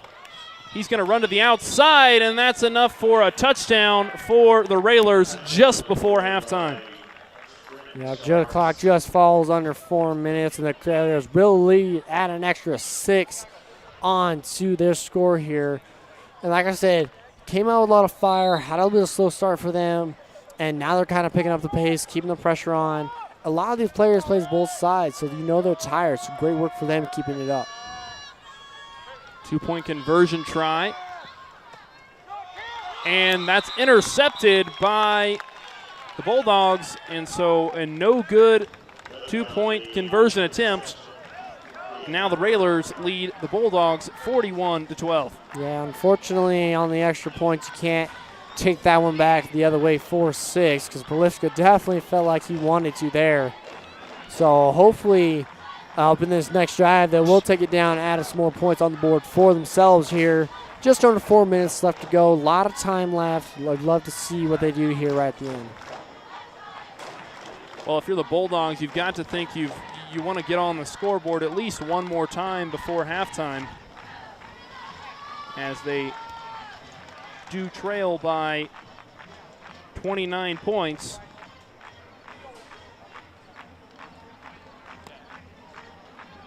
So 41-12, just under 4. And definitely, I don't think we'll see, of course, the game will continue. We'll have a third quarter. I don't see the Railers getting too many points going up here. So definitely some more play time going into the second half here. It's going to be interesting to see if the Bulldogs will come out and a little bit more fire like they did the start of the game. I'd love to see that. Love to see it coming out hot.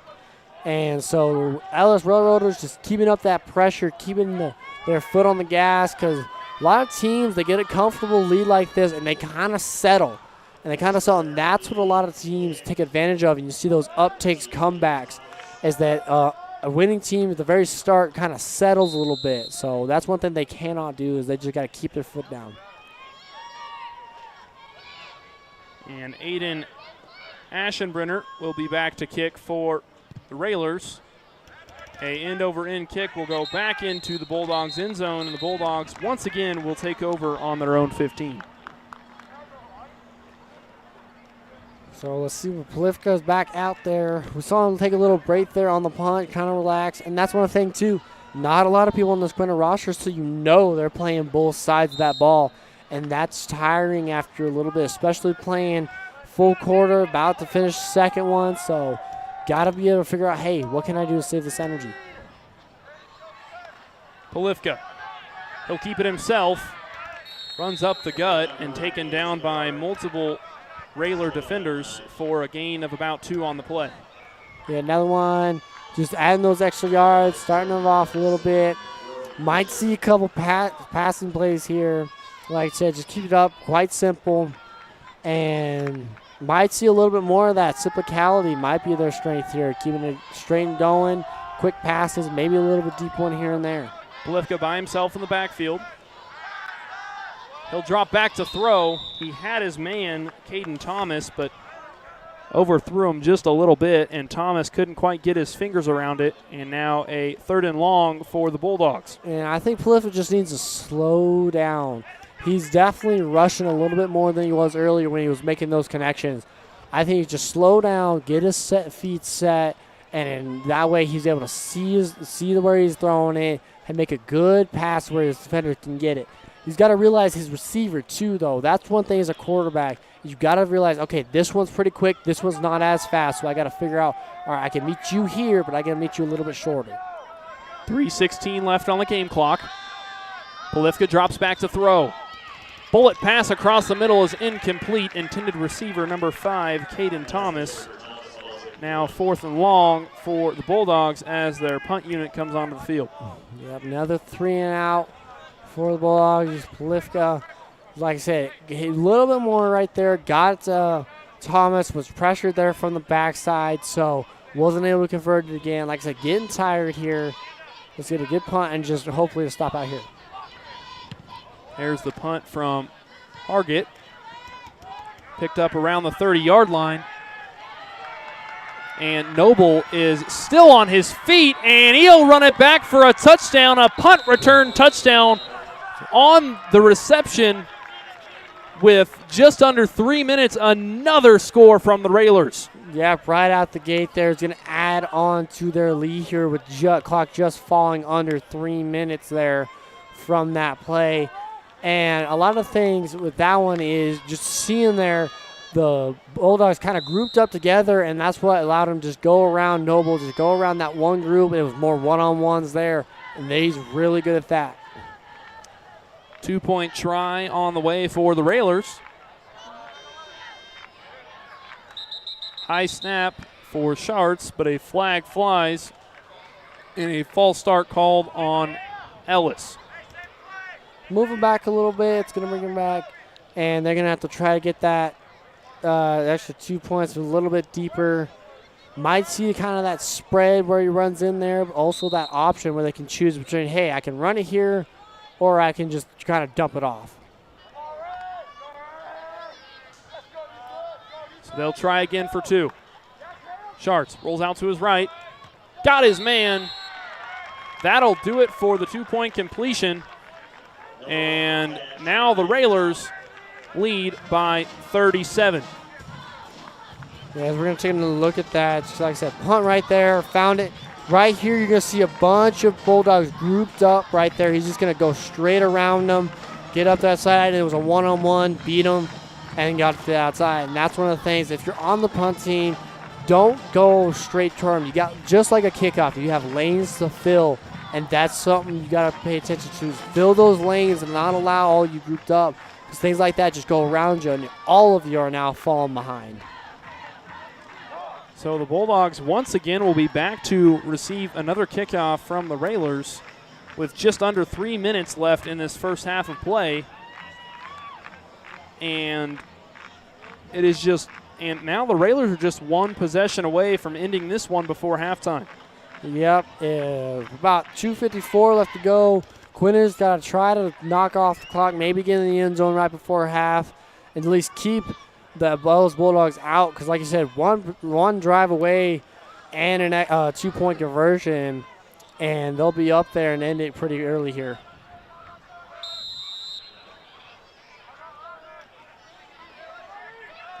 Ashenbrenner lining up for the kick. Kick is up, and a deep kick will go back into the Bulldogs' end zone for a touchback. So 49-12 was Ellis Railroad's lead here in this first half with just under 3 left to go. And it's definitely more for Bulldogs now, fade like, we're going to run this stuff. We know we're down. We got to run it. Like I said, that's one of the things when you're down. That's one of the things I'll preach on. You got to believe in yourself. Just keep running those plays. Get through it. Polifka's got 2 in the backfield with him. There's the snap to Polifka. Polifka will hold on to it himself, wrapped up by multiple Railer defenders. And now 2nd and 8 on the way for the Bulldogs. Looks like Ellis is going to call a timeout.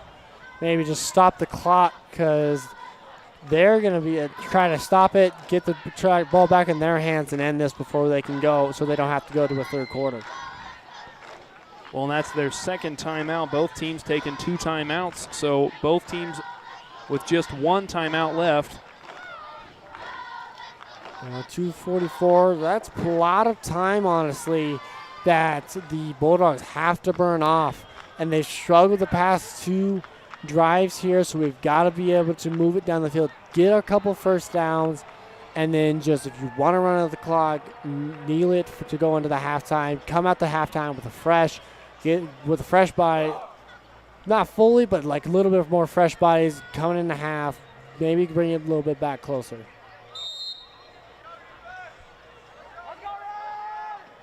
Looks like Havlis will be under center. He will hand it off to Polifka. Polifka tries to make his way out wide and is brought down before the first down marker. Now a 3rd and about 2 on the way for the Bulldogs. No timeout called.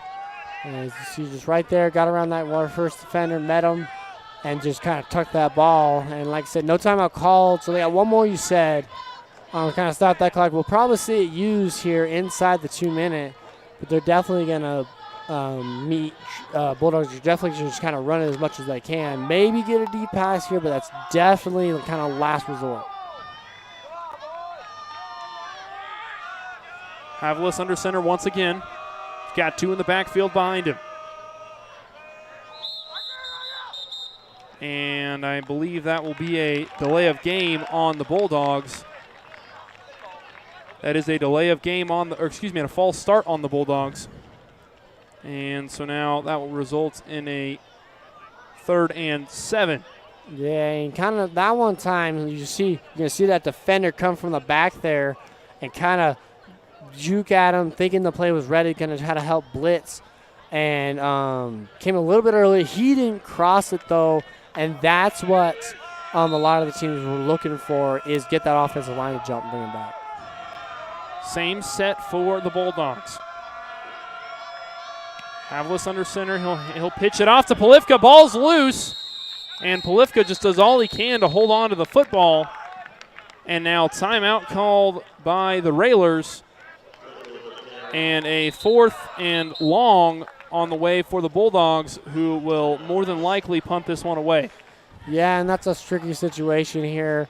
Got to punt it because you're really deep in your territory, but it looks like it was just slipped out of his hands as he got it there, as you saw in the replay. Just toss it straight there, close him a little bit too quick for him.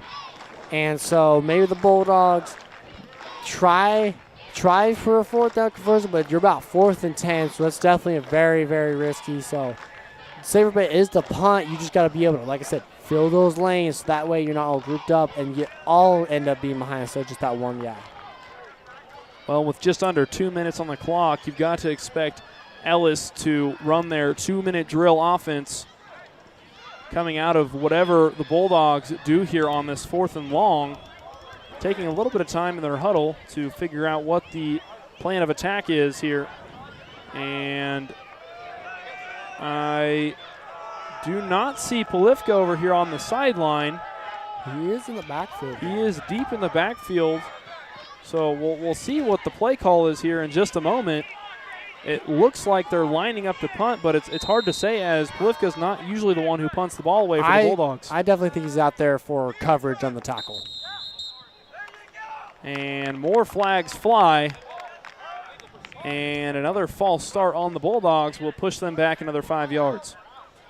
Yeah, and as I was saying, definitely I think he's not out there. I would think he's more out there to help coverage for the tackle. But now you're seeing him come out and brings out there. But that's what I think he was there for. Yeah, right there, that right end. He knew it too. He just came up a bit too soon. So it will be Hargett back to punt. That punt is up and received by number 15. That is Aschenbrenner, who is still on his feet. A flag flies. Aschenbrenner will run it all the way into the end zone. We'll see if this one comes back, but an explosive run from Aiden Aschenbrenner.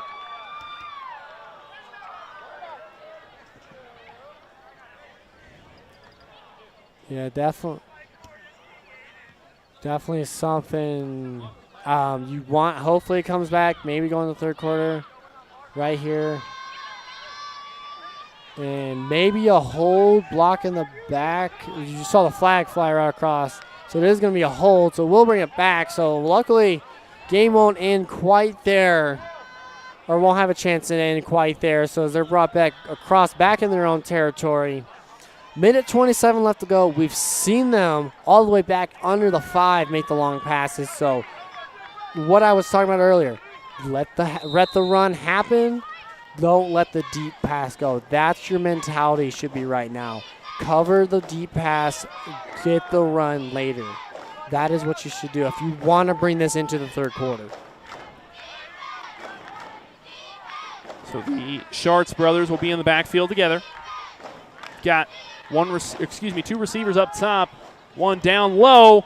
Deep throw from Schartz and broken up, but a pass interference call will be on the way after Polifka just kind of got in front of his man. That was number 15, Aiden Aschenbrenner, the intended receiver. That was Havlis there actually on that one. And you see right here, kind of grabbed him there.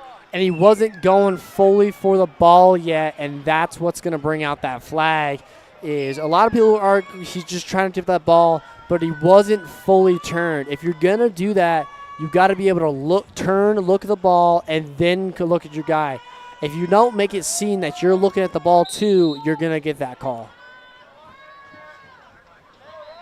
So now the Railers into Bulldog territory, running the same set. Back to throw. He's got a man who can't hold on to it. That was number 1 in the pocket, back at quarterback for the Railroaders. That is Baylor Bourne, who tried to connect with number 8, Ben Byers, who couldn't hold on to the football. And now a 2nd and 10 with 1:14 left in the first half of play for the Railroaders. Yep, still a lot of time. 2nd and 10. You definitely can see the passes coming out. You probably won't see a run unless it's short because they want to be able to, if it's incomplete, drop it, stops the clock. Bourne will hand this one off.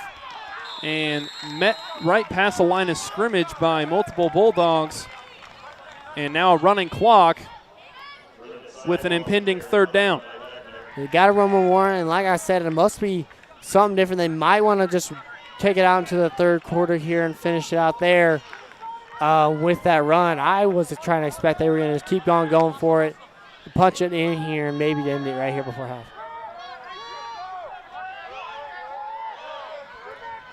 Bourne will be back in the shotgun formation once again.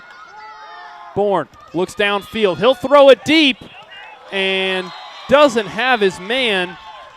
No flag on the end of that play after, I believe that was, I missed who that was the intended receiver. It looks like that might have been number 8. Yes, that was number 8, the intended receiver, Ben Byers. There was no flag pulled on the play.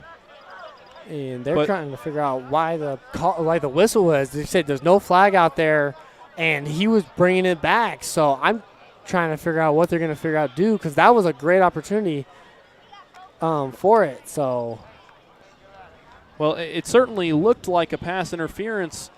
Maybe had a potential to be called there on that play. But Quinter had that interception there in the end zone. And so now the referees are conversing to try and figure out what the verdict is here. Maybe a potential penalty before the interception. It's hard to say. Yeah, it's silent. Definitely interesting what they do here. So holding is called on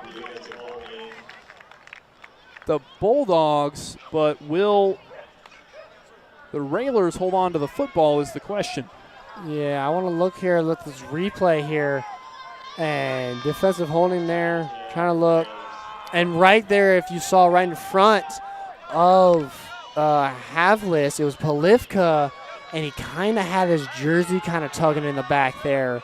And so that's his intended receiver, so that might have been a play into it. Fresh set of downs now for the Railers. Bourne back in the shotgun formation. He's got 3 receivers to his right. And now maybe a little bit of confusion here on the spot of the ball as the referees are conversing once again.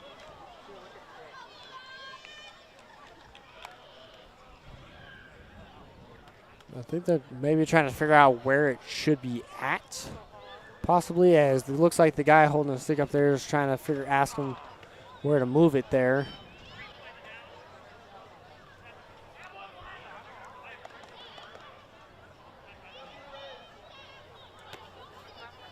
There's just 29 seconds left to go here. Like I said, Bulldogs trying to keep him out of the end zone. And so it looks like instead of moving the ball forward, they will replay the down.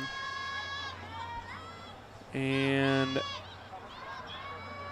I'm still slightly, well, okay. So, yes, so it's a fresh set of downs, I believe, for the Railers.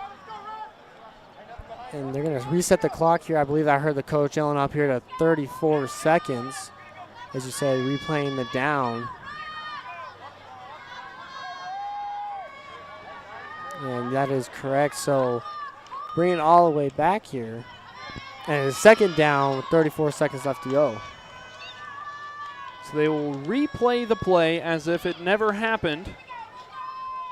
So a 2nd and 10 on the way for the Railroaders.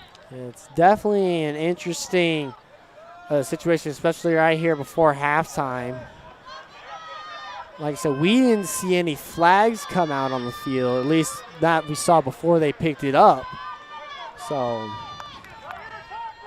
3rd down now, actually. as we now get ready to get back into it.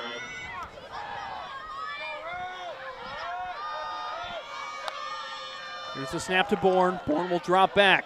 He rolls out to his right. He's got a man. Flag flies in the backfield, and there's just flags.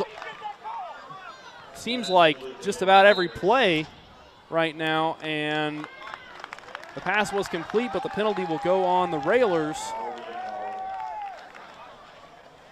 And we will see what the Bulldogs elect to do. It looks like they will go ahead and accept that penalty, which will force a 3rd and long for the Railroaders. Yep, if you saw right there on that replay, it was number 2 chance there for the Railroaders. He kind of held him as that was 45 yards. We tried going outside and held across his jersey, so good haul, probably bring him all the way back.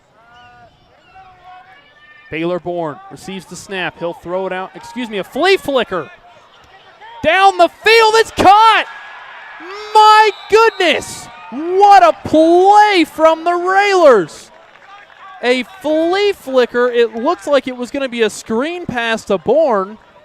And it was number 17, Trenton Schartz, who lined up out of the shotgun formation.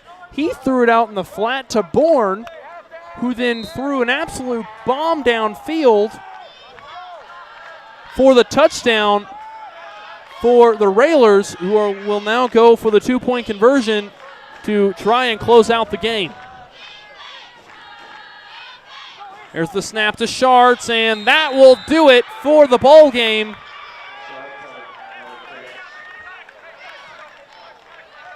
And they will have to play till halftime, so the Bulldogs will have one more opportunity with 20 seconds on the clock to maybe try and put some points up on the board going into halftime to try and extend this game out just a little bit longer. But now the Railers, after that just incredible play, lead 57-12. Yeah, it's definitely right there. Bulldogs, like I said, 20 seconds on the clock. You're going to see some deep balls here. Definitely going to see some come quick out here. Stay alive here in this game. But like you said, that was great. Thought it was a screen, and I saw the 3-man lined up on that left side. I was like, maybe a bubble screen, kick it out there, get some yards upfield, go into half maybe, and then they're right there, just complete long bomb for them. So we're going to get ready here for them to kick off as the Bulldogs wanting to stay alive here as we get Havlis back there to receive the kick.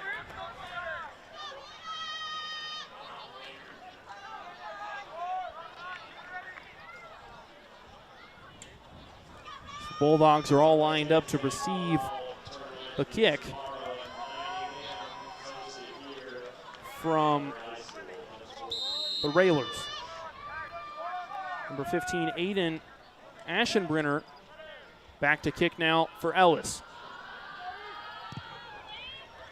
An end-over-end kick goes into the end zone, and a touchback will be taken by the Bulldogs, who will take over on their own 15.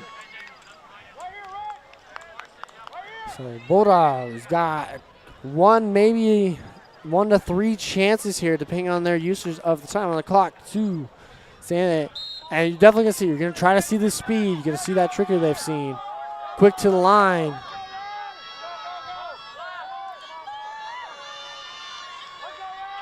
So if the Bulldogs can score here on these next 20 seconds, almost an interception, that would not be a 45-point lead, which would extend this game into the second half. Now with 15 seconds on the clock, it is 2nd and 10 for the Bulldogs. So like I said, keep going in here and try to get it quick out there. You're going to see him roll kind of quick, and it was right there. Need a little bit more height on that, but he was just trying to get rid of it quick. Polifka in the shotgun formation. He's got 2 receivers on both sides. He'll tuck it. He's got Brenner, who can't hold on to the football. Beckner, who can't hold on to the football. And an excellent read there from Polifka, and Beckner just couldn't quite get his hands around the football to bring it in for the reception, and now a 3rd and 10 with 9 seconds on the clock for the Bulldogs. Yeah, so as if you're the Ellis Railroaders, got to play deep. You see right here, they're playing, looks like 5, 10, at least 20 yards off the ball as a free safety. Polifka out of the shotgun formation once again. He'll look to throw quick, and incomplete pass. Intended receiver was Beckner. And now just 6 seconds on the clock, and it's 4th and long. Yeah, definitely we'll see him go for it. They are going to use this last time out here, it looks like. They did have one more as the Railroaders are out of theirs. So definitely got to see something. You got 6 seconds left to go. You either got to get a first down, get out of bounds at like hopefully around the 30 to 40 marker. If more, perfect, but you have to get out of bounds if you want to run a closer play. Or you kind of go for all the money and all the marbles here and just go deep, hope he's got the speed for it, and continue driving down. So the Bulldogs in their huddle conversing on what their next move will be.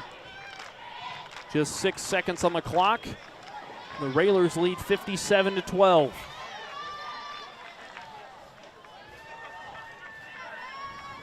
Ellis ready to take on this defense. Like I said, they're playing 15 to 20 yards off that ball. Like I said, not letting that super deep ball go back. I believe that's Noble back there for them. And it's going to be an all-or-nothing play here for the Bulldogs, as this will likely be either the last or the second to last play of the game. Here we go. Polifka's got one in the backfield to his right, 2 receivers to his right as well. Here's the snap. Polifka will look downfield. He's got his man. It'll be a lateral pass, and it's a fumble. And the Railroaders will recover the football, but it won't matter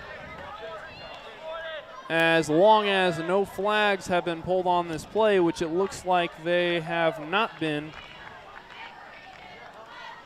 can see the replay here in just a moment of that play. You see Polifka receiving the snap, connecting with Hargett, who then throws that lateral pass to Thomas, who couldn't quite grab the ball. And the Railroaders get on top of that football to conclude the game before halftime. Final score, the Railroaders come out on top 57-12. After a bit of a slow start from them and a really impressive first few drives from the Bulldogs, they just couldn't quite keep up the energy, but some signs of promise there for the Bulldogs in those first few drives. I definitely agree with you there. Had promise, and that's one of the things we're going to go and work on. Be like, hey, guys, I like the start. Now we just got to continue working on that. If we got 2 more games left to go, we got a home game next week, the last home game, especially the 3 seniors got on the team. They're going to be like, all right, guys, let's lock in this last game, show them what we've prepared. Well, that'll be all from us here in Quinter, Kansas at L. Carl Cox Field. Joined alongside me here this evening has been Kyler Stum. I am Eli Blankenship. Thank you all for watching Quinter football presented by Tiger Media Network. Final score, Ellis 57, Quinter 12. Edgewater Insurance, located in Waukene and Grainfield, is committed to providing quality insurance products for individuals and businesses. Just like the Bulldogs revel in excellence, we revel in providing quality insurance service to our customers and community. While we specialize in crop insurance, we also offer auto, business, and farm insurance. Edgewater Insurance, a proud supporter of Quinter Bulldog Academics and Athletics. Kinder Sawyers Barnes is your Farm Bureau agent, serving the area since 2008.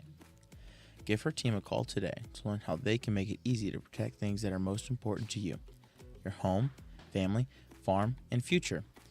Kinder's team is committed to offering quality products and exceptional service.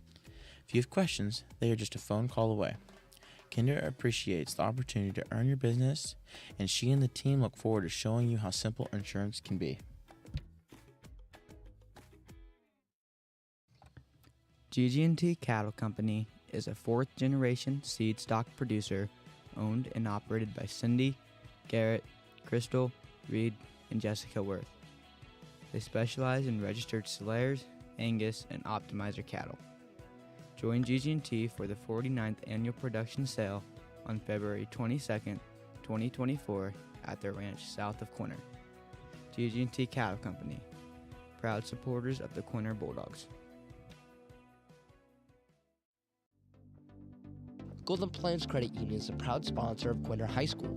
Golden Plains is a full-service financial institution with locations across Kansas. We can help you plan a future with financial stability. We have financial products and services to help you get there. Stop by to learn more about our student resources to help you reach your goals, or visit us at gpcu.org. Golden Plains Credit Union, life with a touch of gold. Gove Community Bible Church, located in Gove, Kansas, is a Jesus-driven community that is proud to support the Quinter Bulldogs. We offer worship on Sunday mornings at 10:30 a.m. If you would like to know more about our church, visit our website at www.govecbc.com or download our Faith Life app from the QR code. Be sure to follow us on Facebook as well. Good luck, Bulldogs.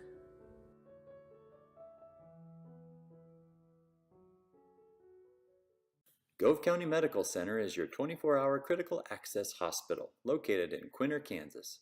Since 1925, GCMC has been providing outstanding health care to Northwest Kansas with services such as surgery, physical therapy, radiology, podiatry, orthopedics, lab, and much more. For the right care, at the right time, in the right place close to home, call 785-754-3341. GCMC is committed to others, always. Proud supporters of the Bulldogs. At Beck's, we are farmers at heart. For over 100 years, the Beck family has lived and farmed in central Indiana. We are proud to announce Saline River Seed, your dedicated Beck's dealers now serving farmers in northwest Kansas. At Beck's, we are committed to helping farmers seek new challenges, push boundaries, and innovate in an ever-changing industry. That's what makes Beck's different. For more information, call your Beck's local dealer, Darren Roberts, at 785-299-0126. Located south of Park, Daryl and Frina Kaiser, along with sons Luke, wife Zoe, Dalton, and Trevor, are proud to support the next generation of area farmers and ranchers. The Kaisers raise cattle, corn, and wheat while offering custom farming needs and providing elite, time-tested genetics for their registered Angus herd. With added value in mind and new marketing opportunities, Daryl and the boys believe their breeding program is the one to take your herd to new heights. Join the Kaisers at the 25th Annual Production Sale on the ranch on April 3rd, 2025. Man Farms is your local AgriGold agent. For over 80 years, AgriGold has delivered quality corn and soybean seed to growers with unmatched genetic innovation and performance. Utilizing local in-field trials to gain first-hand knowledge of the best product lines for the area, let us help you with your seed selection decisions. Offering direct shipping or local seed delivery services for your seed needs. For additional information, call Shane at 785-299-0510. Man Farms and AgriGold, proud supporters of the Bulldogs. Solinsky Land and Cattle Inc. and Circle S Trucking of Park, Kansas proudly support all Bulldog activities and athletics. Curtis and Kelly, lifelong residents of Gove County, have been in the farming and cattle feeding business for over 30 years, proudly running their family business to this day. They operate a cattle feed yard and also grow wheat, corn, and livestock feed. Circle S Trucking, led by Carson Solinsky, has been actively hauling needs of the local area for silage, grain, and manure for 2 years. Solinsky Land and Cattle and Circle S Trucking would like to congratulate and support the Bulldogs throughout the successful year and wish them the best of luck. Smoky Hill Ag is your precision ag service dealer. They offer customized agronomy for your farm, providing precision fertilizer applications with custom chemical blends. Smoky Hill Ag will create recommendations specific to each farmer's needs. With local service and competitive prices over the past 15 years, Smoky Hill Ag provides local ownership, management, and employment with community involvement. Trust them for all of your customized agronomy needs. Smoky Hill Ag, a loyal supporter of Quinter High School. Wagner Manure Spreading LLC was established in 1997 with just 2 spreader trucks and 1 payloader.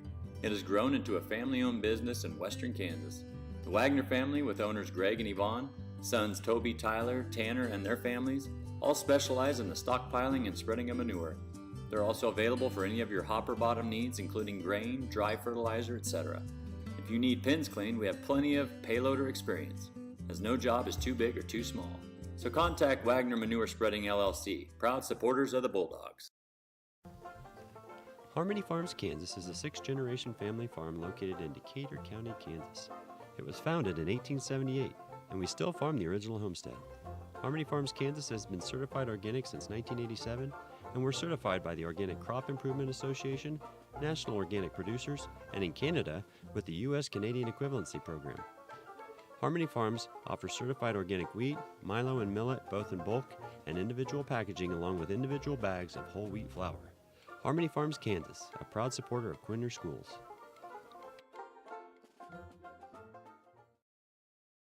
Family Market in downtown Quinter is here to provide fuel for Bulldogs of all ages. Come in and check out our variety of fresh produce, the large selection from the meat department, or food from the deli section. Offering weekly specials, Family Market has your family covered. Shop local, where we provide friendly smiles, a warm welcome, and service you can't find elsewhere. Family Market, a locally owned grocery store, is a proud supporter of all things Bulldog and Bulldog athletics. Edgewater Insurance, located in Waukene and Grainfield, is committed to providing quality insurance products for individuals and businesses. Just like the Bulldogs revel in excellence, we revel in providing quality insurance service to our customers and community. While we specialize in crop insurance, we also offer auto, business, and farm insurance. Edgewater Insurance, a proud supporter of Quinter Bulldog academics and athletics. Quinter Barnes is your farm bureau agent, serving the area since 2008. Give her team a call today to learn how they can make it easy to protect things that are most important to you: your home, family, farm, and future. Quinter's team is committed to offering quality products and exceptional service. If you have questions, they are just a phone call away. Quinter appreciates the opportunity to earn your business, and she and the team look forward to showing you how simple insurance can be. GG&T Cattle Company is a fourth-generation seed stock producer owned and operated by Cindy, Garrett, Crystal, Reed, and Jessica Worth. They specialize in registered Slayers, Angus, and Optimizer cattle. Join GG&T for the 49th annual production sale on February 22nd, 2024 at their ranch south of Quinter. GG&T Cattle Company, proud supporters of the Quinter Bulldogs. Golden Plains Credit Union is a proud sponsor of Quinter High School. Golden Plains is a full-service financial institution with locations across Kansas. We can help you plan a future with financial stability. We have financial products and services to help you get there. Stop by to learn more about our student resources to help you reach your goals, or visit us at gpcu.org. Golden Plains Credit Union, life with a touch of gold.